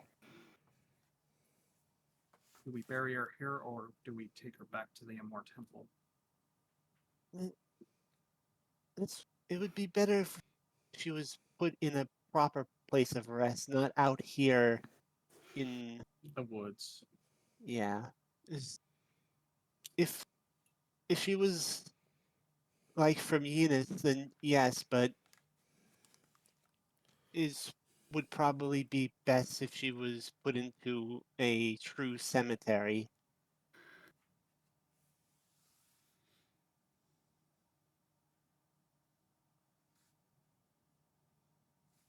I'm glad that we were able to guide her to a better place. Well, hopefully her and her little one will be together. All right. But let's get back to the house. Carrying her back. Yep. Okay. By the time you arrive back, Father Maguire and the others have managed to at least eat some of their meal. How do you want to go about? One of you setting her outside. One of you going in. Both. How are you handling Noah, this? will you go in and let them know we found her? Well, yeah, I probably wouldn't be able to move her body. And before Noah goes in, I'm casting prestidigitation on Noah to clean Noah up. As such, yeah. Okay, right. Noah heads on in, and they come on into the dining hall, and Father Maguire looks up. We found her body. We're putting her to the side before we can move her to the Emorian church for a proper burial. He very delicately wipes his hands off on the napkin. By the way, he eats very carefully, as if savoring every bite, not wanting to waste anything, and also not being greedy. It's a very pious method of consuming food. Meanwhile, Nami and Nim are having an actual fight at their plate. No, I want this. I want the fatty bit of pork. I want it. No. See, this is just means that they're distracting him, so we're putting more food on his plate when he's not paying attention. But He's taking a plate home. he wipes his hands off and sort of just starts to stand and goes, "Well, it seems like duty calls." This gets you some food to go. We can get the plate together. And do you want us to help you get her there? He actually looks genuinely touched, as if, he's just letting his guard down, letting that show through. Both things would be greatly appreciated. If I could help you get her home. Yes, she was special to us. I think some of us would like to see her the whole way. And I will make sure she gets a proper ceremony as well. Thank you. I am putting together a little bag. And I'm going to put 50 gold pieces in it. Okay. Can you lift 50 gold pieces? No, but I can lift one at a time. Nami, move the coins. Nami, you like to throw the coins into the bag. And also I can my unseen servant lasts for hours, so I can an hour, so I can just unseen servant it over, and I'll go. This is to cover nice headstone for them. And also anything left you use for if any babies die and family need help. He just bows his head. Of course. Thank you for inviting me here and letting me help your friend move on. Thank you for the meal. Yes, and I hope we see much more of you in the future. That would please me greatly. You are always welcome at my temple. Yuli? Mm-hmm. Her body wasn't wrapped in any way, was it? It was not. Is the way she was killed visible? Looks like she was strangled. Cassian's going to set her down. I'll be back in a moment. And he's going to go inside, go straight into his rooms, dig through extra clothes, and come back with a scarf. Okay. I figured you guys had likely wrapped her in a blanket anyhow. Well, when they go to bury her, they're probably not going to strip her and change her clothes, and he'd rather her not go into the afterlife with strangle marks. Mm-hmm. All right. You're able to bring that for her. And Taryc, you are heading out with the father to help take her back. Nim, you going with? I'll follow along. I figure I made a plate for him. I will hand that over to him, actually. I don't know if the rest want to go or not, but I just feel like we'd go. Yeah. I don't know. Just weird. Well, anyone that wants to go with him, see her to the temple, you can. All right. Noah will probably go to make sure everything's all right. Not that they could be of much help moving anything. Mm-hmm. No, Nim can't either. Nim's just going to... Because it feels right. Mm-hmm. Okay. All right. You all set off to the temple with the father, carrying Malaya's body through town. Once at the temple, he actually he doesn't go directly to the temple. There is a small building nearby that is a bit more on the actual mortuary side of it, which he'll lead you into, and he just has you lay her down on a nice clean table. Like, this place is very clean, pristine. Faintly odd smelling, like a lot of different, old style disinfectants and cleaners and so on used here. But he has you lay it down, and he just goes, we'll see that she is properly treated and blessed. And would you like me to? I will come see you when it is time for her service. We would appreciate that. Yep. If you would like a moment with her now, though.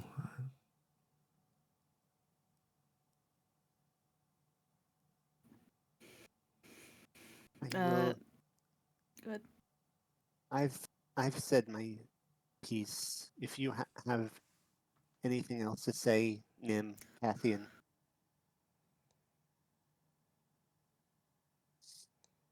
Or the Knoll, got it. See how it is. McGuire actually politely recuses himself.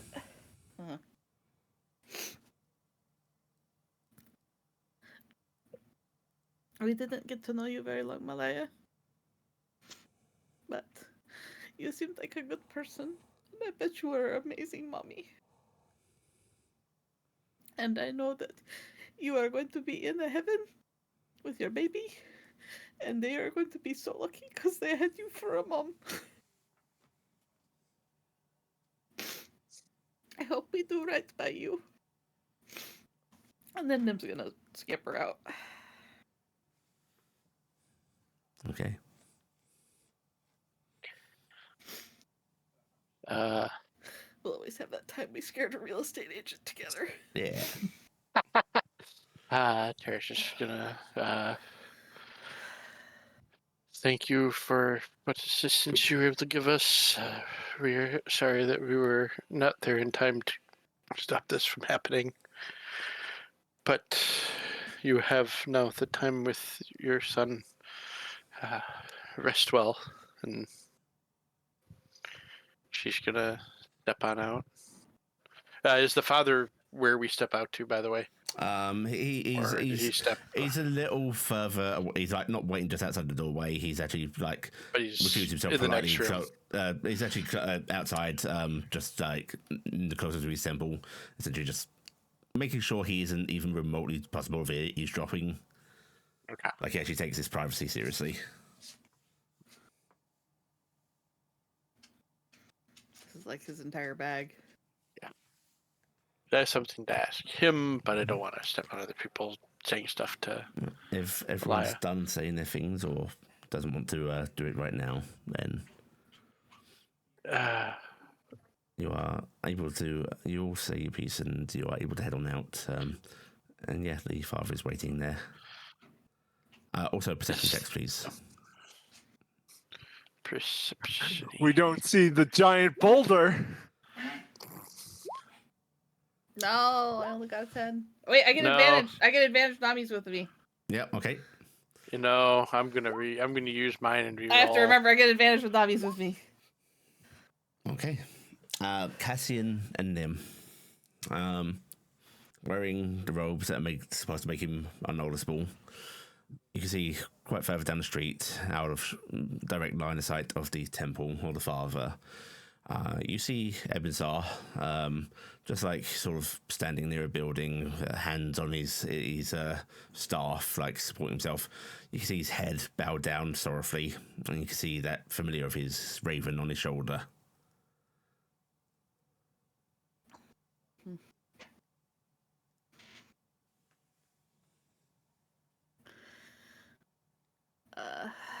Nim's going to look that direction and pull up her cloak a bit and go, I have some wondering to do.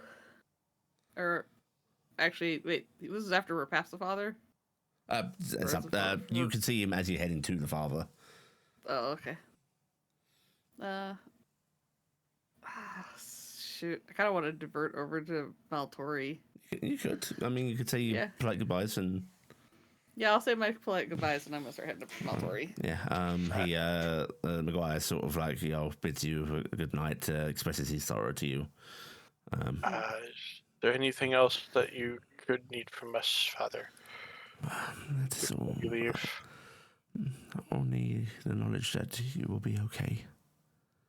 I think we will.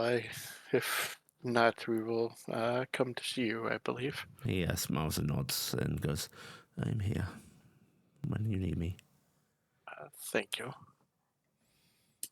And he says his own thanks once again, and he'll actually now head back into the building Elias in, and you're able to head over to Epsiode, if you please.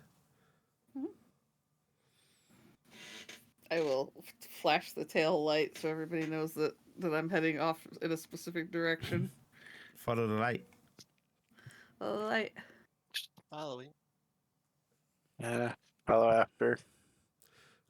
You're able to come on up to Ebenzar, who seems to take a moment to compose himself. You see, like, his hands sort of wring his staff a bit before he looks up. And he just goes, "I'm sorry I wasn't there, children."